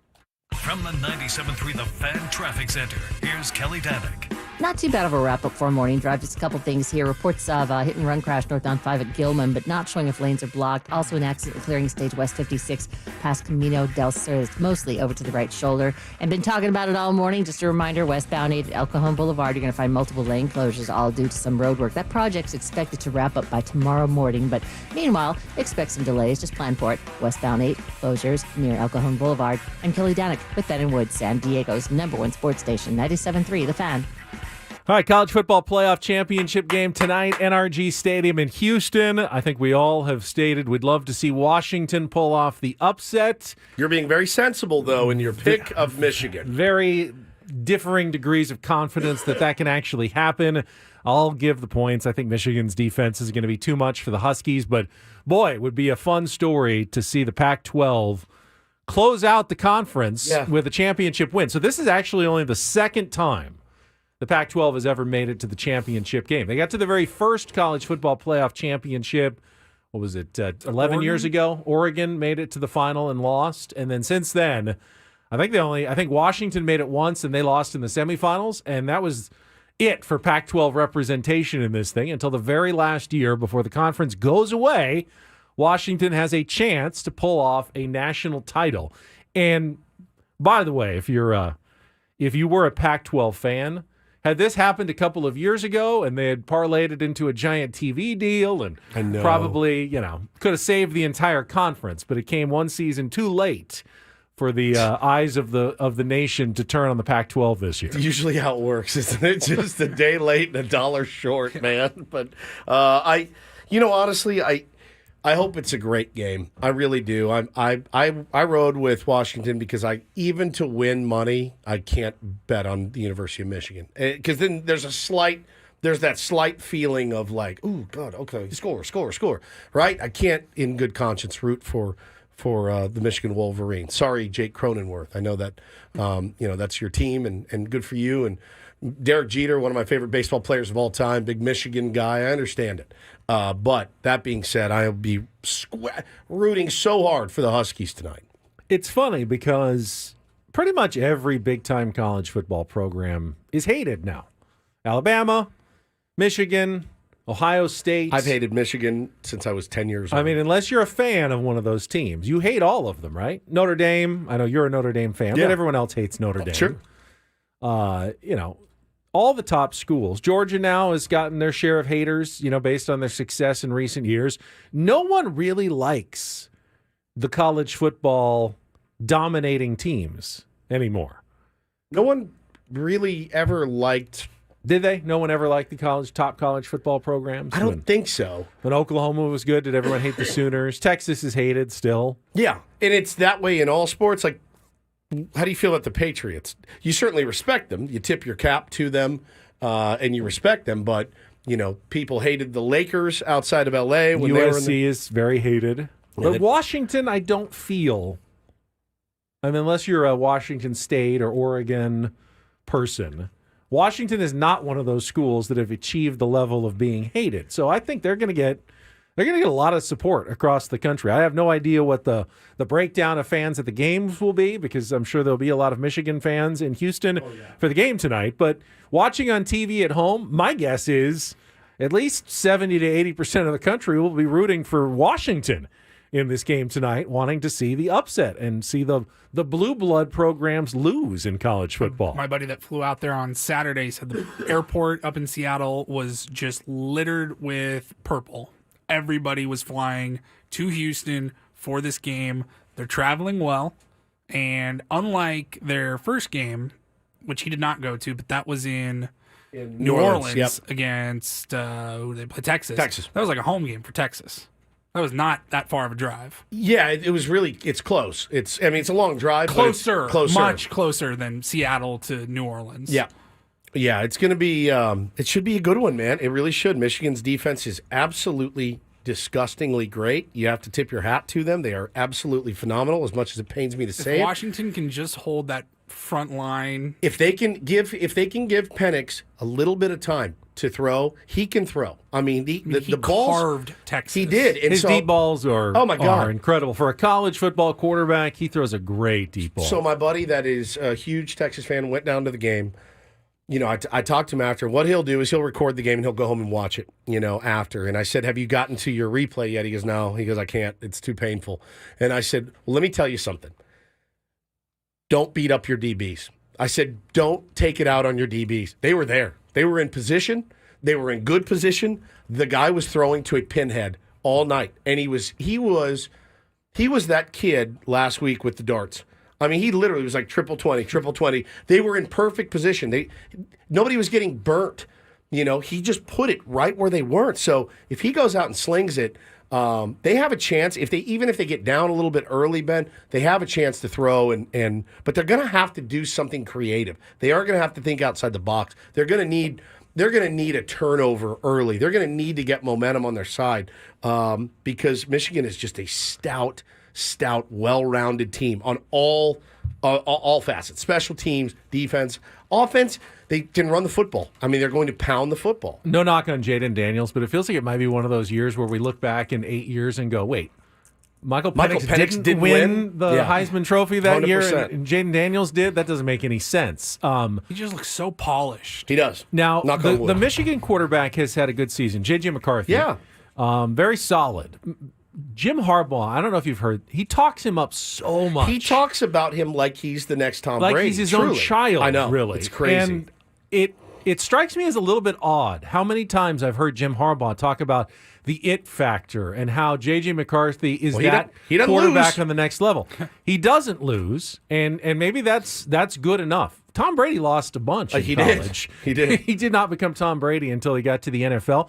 I don't see J.J. McCarthy being a next level NFL type quarterback. Maybe he's good enough to lead Michigan to a national championship. I expect he will be Tebow-esque tonight. But Jim Harbaugh's like fluffing up of his quarterback, and when what he says about him almost strikes me as weird. You have to, though. That's Almost what you like have to J.J. do. McCarthy has confidence issues, and Jim Harbaugh has decided, I'm just going to keep saying great things until this kid believes in himself. You're the best radio host I've ever seen. I've never seen anybody like you. That sounds You're like Jim fearless. Harbaugh. You are fearless. I mean, he talks about him like he's Tom Brady, like best college quarterback really I've ever seen. Yeah. He's right there with the best of all time. I'm going, this is J.J. McCarthy, right? He's solid, but I wouldn't put him, he wasn't a Heisman contender or anything. I don't think he's one of the... Chris said it. He's the ultimate player's advocate. You're absolutely right. He is, and he knows, dude, he knows what he's doing. I mean, his team rattled off, 14 wins, but this is great, man. Washington's won 21 in a row. True. 2 undefeated teams. This is going to be, I hope, one for the ages tonight. And as I said last week, and I heard Chris Ello talking about it as well, and gave me credit, which I appreciate, Chris, college football playoff system didn't deserve to get this lucky I know, to have they the really only did. 2 undefeated teams. Not only after kind of making a mess of the selection, but then to have Florida State lose convincingly and Liberty lost just to make sure all we've got left are the 2 undefeated teams. There were no upsets, none of the 1-win teams. Texas got knocked out. Alabama got knocked out. So we are left with really the inarguable national championship game. No matter how badly you think the system is broken and it's going to be changed next year to the 12-team playoff, there's no one out there who can say you have the wrong 2 teams playing for the championship Couldn't agree today. more, man. Couldn't agree more. Yeah, game is scheduled for 4:30, right? Yes. Will it kick off at 4:30? I'm not sure, but that's when ESPN says it's supposed to start. I was going to ask you your best guess because we're going to have at least an hour. There's the specials will be leading up all day. This adversity, we've overcome it. It's us against the world. I'd like to miss as much of that. What is our best guess? I think it actually is right around 4:30 because the pregame starts hours before that. So I mean, it's not the Megacast Super Bowl, too, but tonight. You got many different channels and options. Traditional is going to be on ESPN. Okay. You've got, I think it's the Pat McAfee sideline broadcast on ESPN2. There's the All 22, which is like the looking down angle, wide, the whole field. That's kind of cool.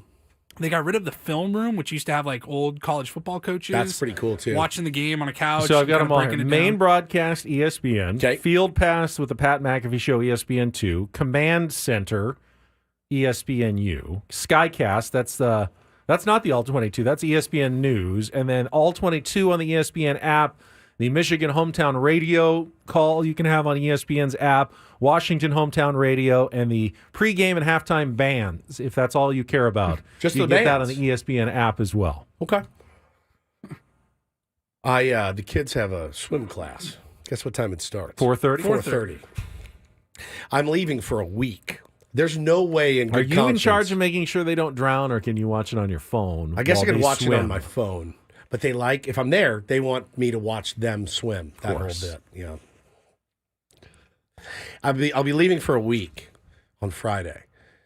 In good conscience, can I say to my wife, hey, I got to watch this game tonight. Can you just take the kids to swim? You can fool your kids into thinking you're That I'm watching? them when you're really watching a football game. They're 5 and fair enough. 3, Six. six, Or and- almost 6. almost Three. 6 Yep. and 3. Yep.